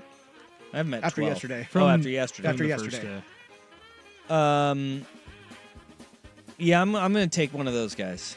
I'm taking one of those guys. Did you? DeChambeau is playing really damn well right now. Yes. I was gonna say, did you have DeChambeau in that? Yes. Because if you did, I'm taking him. Not just because it's possible that I have money on him. He just seems right now. Rose is gonna come back. We've seen Justin Rose have a good first round. We've seen him have a good second round. He always finds his way back to the pack, and it feels like DeChambeau is playing some of his best golf the last couple of years, and finally he can live up to the it's par 67 for me. Wire to wire is just so hard to do. Right. It's just the pressure amplifies every single day. Look, Scotty Scheffler is 1 under through 13. You know, if he finishes this day 3 under par, you're looking at him tied with Bryson heading into the weekend. Tomorrow's moving day. It's going to be a massive day. We'll see how these greens firm up even more. Players were just like on glass yesterday. Rory had a chip shot that he mishit, but it was insane the way that ball just took off and rolled down, ended up in the water. I'm gonna go with that list of 10 that you gave us. The Browns and quarterback Joe Flacco reunited, and it feels so good. On a 1-year, $4 million deal, can go as high as $13 million with incentives. Of course, also on the roster are Kenny Pickett and everybody's least favorite, massage client, Deshaun Watson, who owner Jimmy Haslam recently admitted was a big swing and a miss. Let's say these are the 3 quarterbacks on the roster in Week 1. Who starts? Joe Flacco or Kenny Pickett? Flacco. You think? I've seen Kenny Pickett. It's I've seen Joe Flacco. It's old Joe Flacco. Now, he did beat a guy who literally died and then came back to life for comeback player of the year. Don't even get me started on that. He came back better than a man who literally died. Don't. Apparently. Is the biggest sham of a comeback player of the year of all time. Damar Hamlin died, came back, played football. Yeah. What are we doing? You can put your pen down now. But I still think Flacco's better than Pickett. But if you were to ask me if the other, dude, I could see them totally going with a rookie from day one, too. If they go quarterback in the first or second round, they're starting him. I don't understand what they're doing in that quarterback room, especially if they go young and draft a QB. Like, none of it makes sense to me. It's the ultimate, like, just grab a bunch of things, throw them at a wall, and see what sticks. I think I lean towards Pickett because your thought process is maybe he can turn into something halfway decent. I feel like Joe Flacco is done at this point. I just don't get what they're doing. I guess I'm going Pickett. I would think maybe you start out with Flacco, and if the Browns start out terrible, which, they're the Browns, right, move then you to bench him Pickett. and come to go to Kenny Pickett to see what he's got. Over to the association. After getting a talking to and fined for his finger gun sellies, Ja Morant has decided to change things up, pretending to pull a pin from a grenade and tossing it in last night's loss to the Timberwolves. Now, if he continues and the NBA warns fines him for this one, and he continues to flout the warnings, and should Memphis make the playoffs, does the league have the balls to suspend him in the postseason? Or wait until next year? Oh, they'll do it in the postseason if they tell him to stop this. I love what his response to it is. He said, "Listen, it's not what you think it is. I'm going to take my words. I'm going to throw them out there, and then I'm going to block out the noise." So instead of biting the pin and launching a grenade and covering his ears, he is saying, "I'm taking the words out of my mouth. I am tossing them away and covering my ears to block out all the noise." Great spin. That's some chess when everybody else is playing checkers. Because the NBA now, he can go prove it. Even though we all know he's launching a hand grenade. Yeah. That's exactly what I think that he should just continue to move to different objects that involve explosions or firearms that aren't guns. So, like, they'll say, "Hey, we're going to suspend you for the grenade." So then he moves to, like, a bazooka. I'm here for... And then eventually he's a Predator missile. I'm here for him doing airplane around and then pretending to drop a bomb. Like, if we get to that point of Ja Morant's weapon celebrations, whatever. Here we are. That could be his next tattoo on his bicep, the Enola Gay. He's a big fan of the Tuskegee Airmen. Oh, man. All right, we'll squeeze one more in here. ESPN reporting: Tennessee quarterback Nico Iamaleava skipping practice in the middle of NIL negotiations. Last year, he threw for 2,616 yards, 19 touchdowns, 5 interceptions, and over the course of the season, he threw for over 200 yards only 5 times.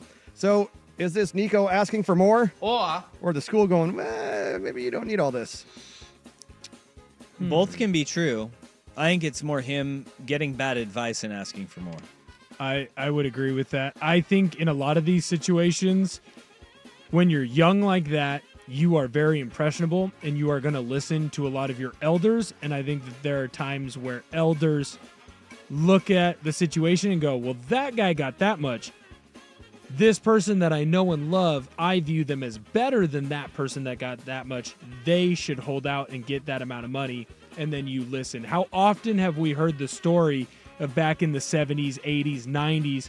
You have these, early, just got into the pros kids where their parents or the local pastor or preacher gave them bad advice and they lost all their money on that. Marcus Dupree, it was a preacher or a pastor. Bernie Kosar, it was his own freaking father, that was kind of bleeding some of that money dry. I don't know if this is a bleeding the money dry situation, but this is someone who has been in Nico's life for a while that's giving him bad advice. All right. That'll do it. That'll do it. Jeff Russ, favorite game. Oh, thank you for another rousing edition of America's Favorite Game Show. It was a lot of fun. I love being on. Yeah, it was great. It was great. And you didn't try to kiss any of the contestants this time. I think that's safe. I don't think I ever tried to do that. That seems like an older generation thing. This new generation, we're hands off. Yeah, man, you've missed the boat on that. That Richard Dawson of Family Feud. My wife and I still laugh at that every time. I've heard tale. I've seen a couple of the old videos where you can what is he doing? Yeah, there's on our streaming TV at home. There's an entire Family Feud channel, so it's just Family Feud 24 hours a day, and and he doesn't discern. He is an equal opportunity smoocher. Yeah, wild move.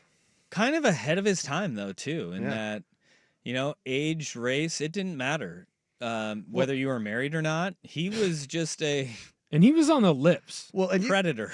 And you just knew, too, that he smelled like Lucky Strikes and Johnny Walker. And Brute. And just covered up with Brute. Like Brute. Like that man,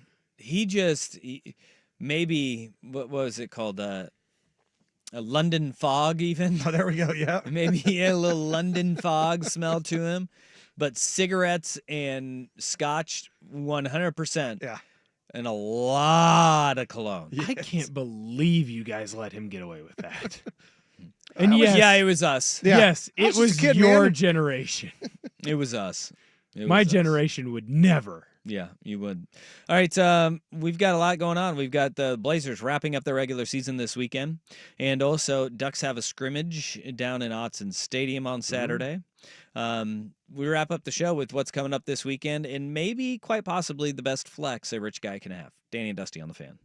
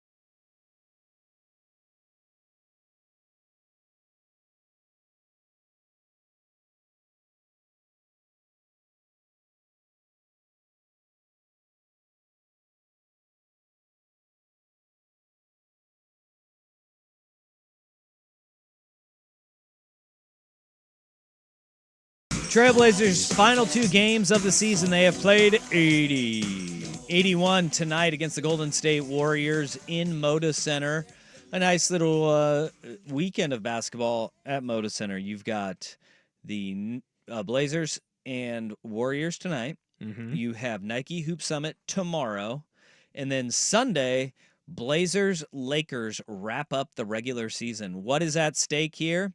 The Lakers are 49-31. They are a game up on the Denver Nuggets and the Los Angeles Clippers for the 3rd spot in the Western Conference.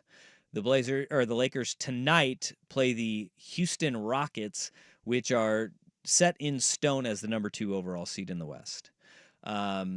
So there's still a bunch of jockeying that could be done here over the next couple of games. If the Blazers were to ruin the Lakers' season and the Lakers lose tonight in Houston and then lose in Portland and end up going on the road as the 5 seed, my heart would be warm.